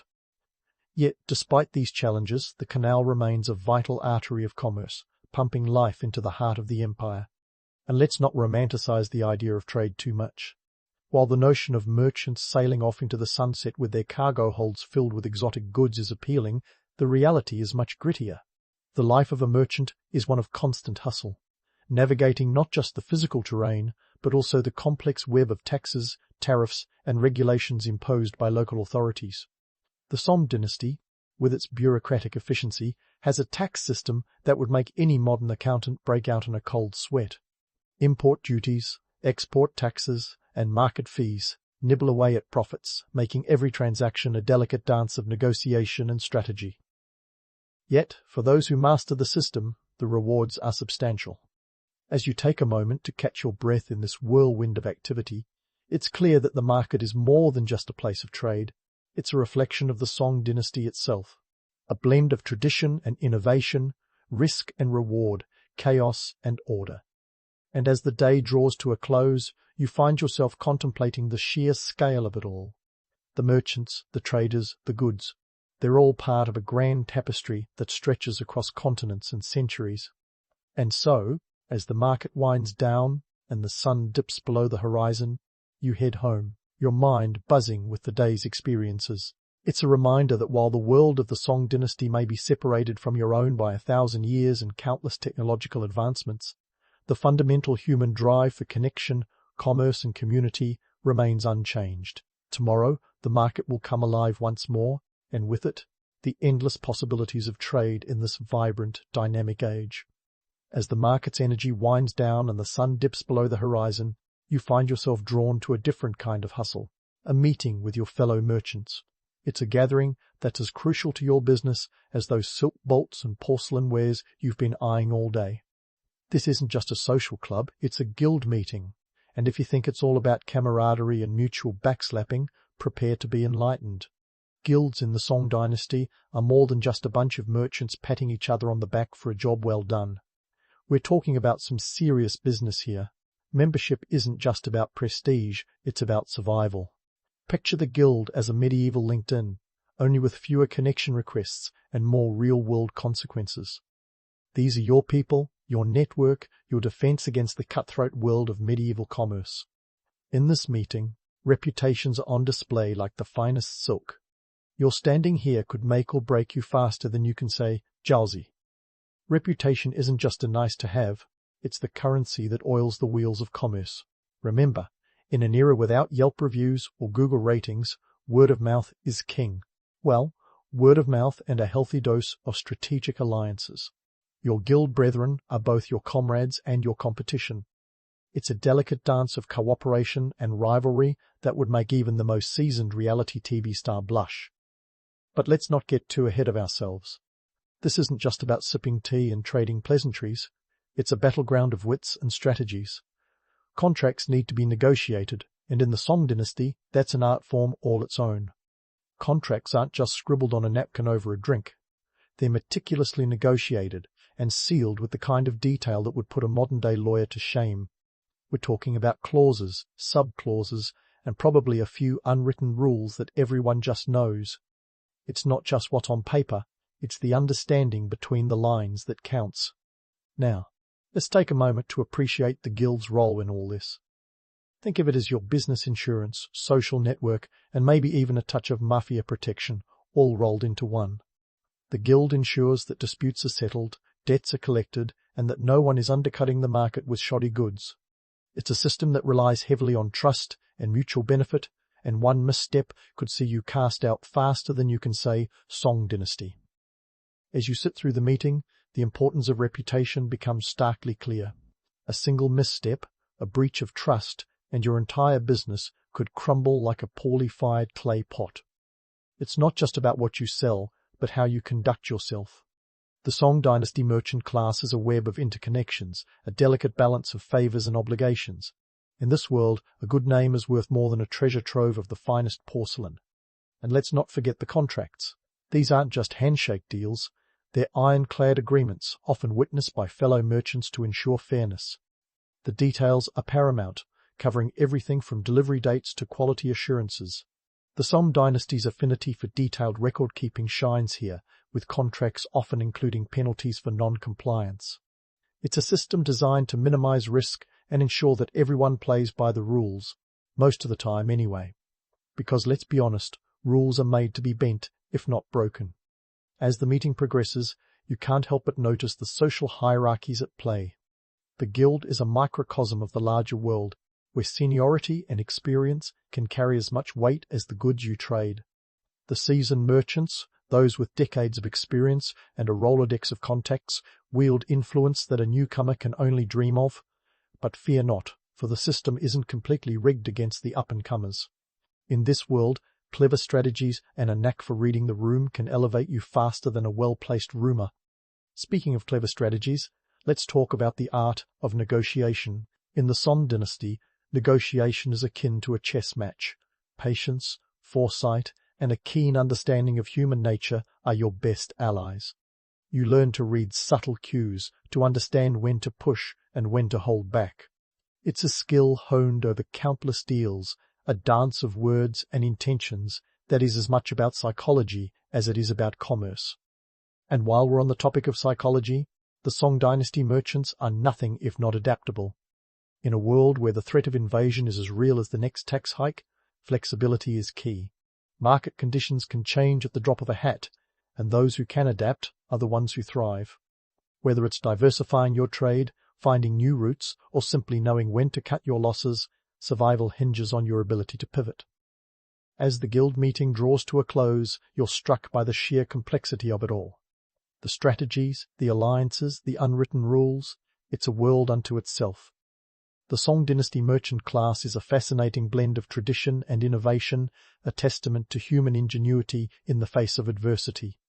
And as you prepare to leave, you're reminded that in this world, as in life, nothing is ever truly set in stone.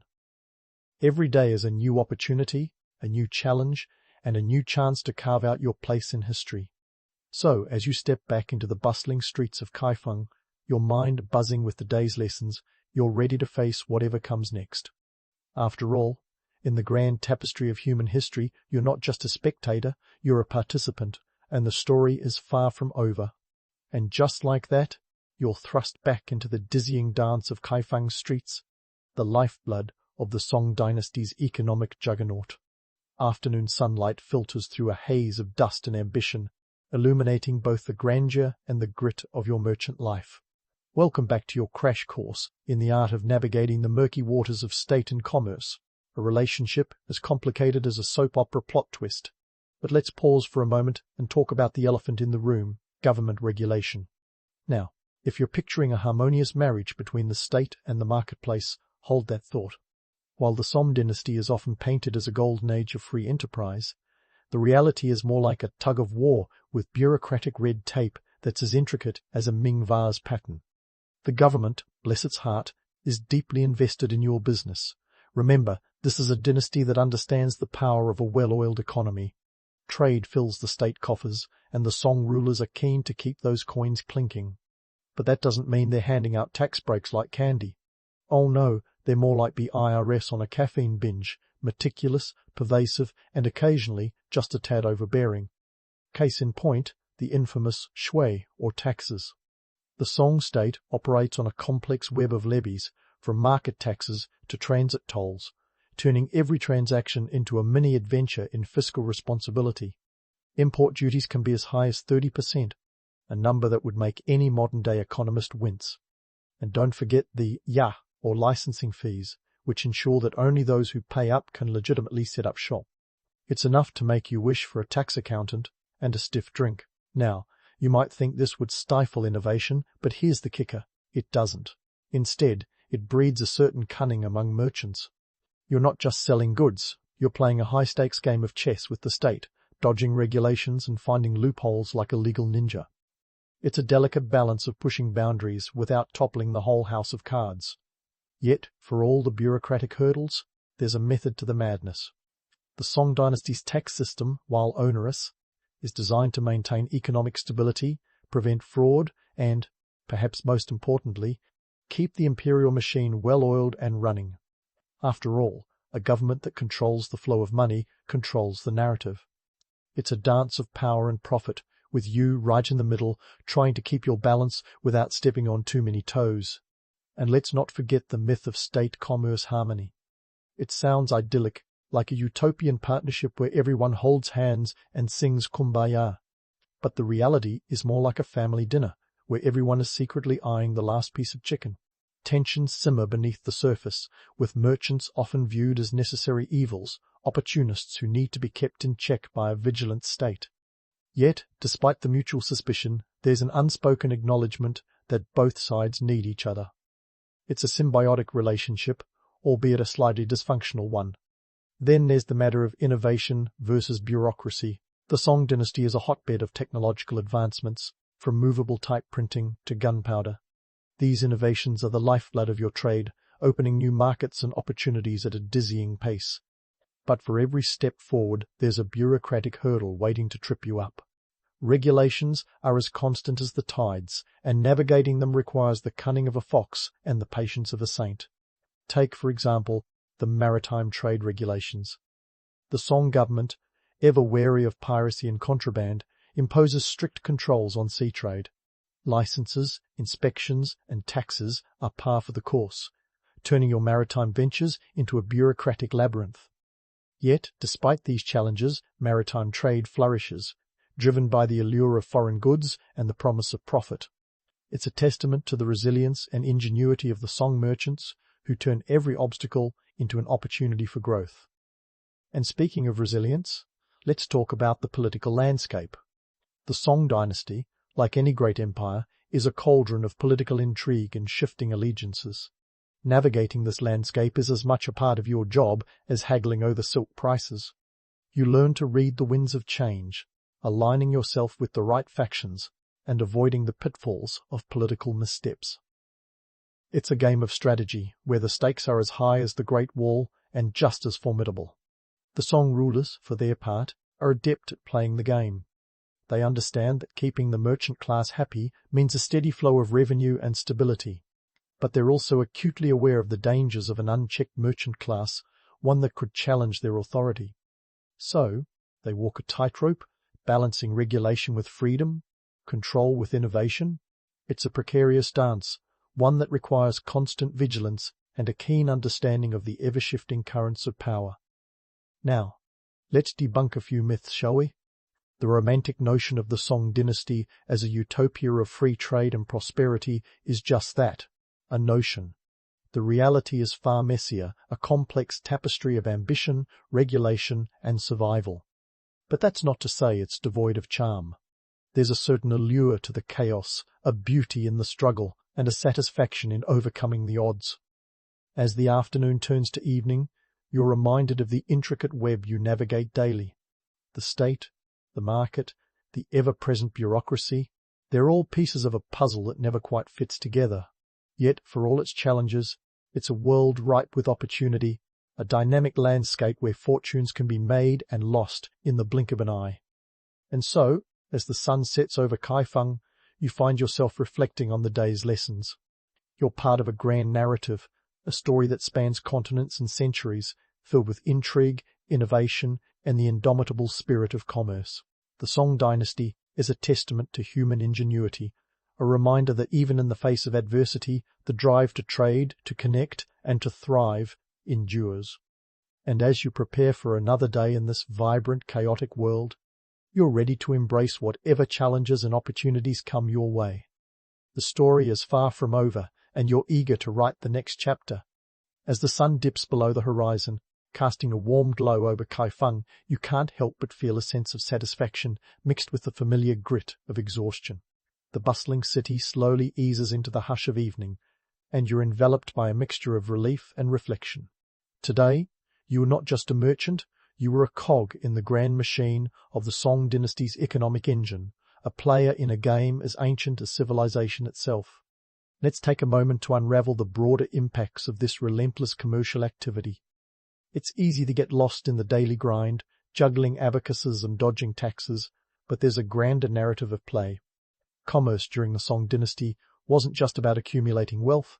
It was a catalyst for cultural exchanges and a conduit for social mobility, reshaping society in ways both profound and subtle. Picture this. Kaifeng, the vibrant capital, is a melting pot of cultures and ideas, thanks to the bustling trade routes that crisscross the empire and extend far beyond.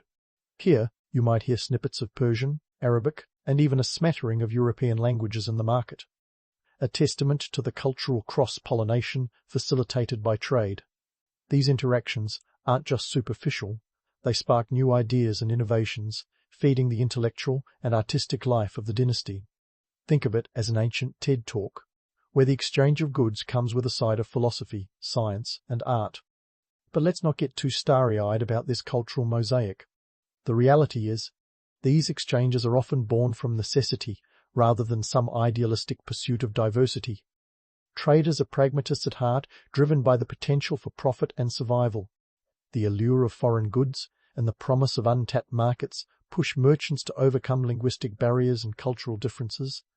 It's the age-old story of necessity being the mother of invention, or in this case, the mother of cultural diplomacy. And then there's the matter of social mobility. While the Song Dynasty's society is stratified, commerce provides a ladder of opportunity, albeit a shaky one. Success in trade can elevate a humble merchant to the ranks of the wealthy elite, their fortunes tied to their ability to navigate the commercial landscape. Yet, it's not as simple as rags to riches.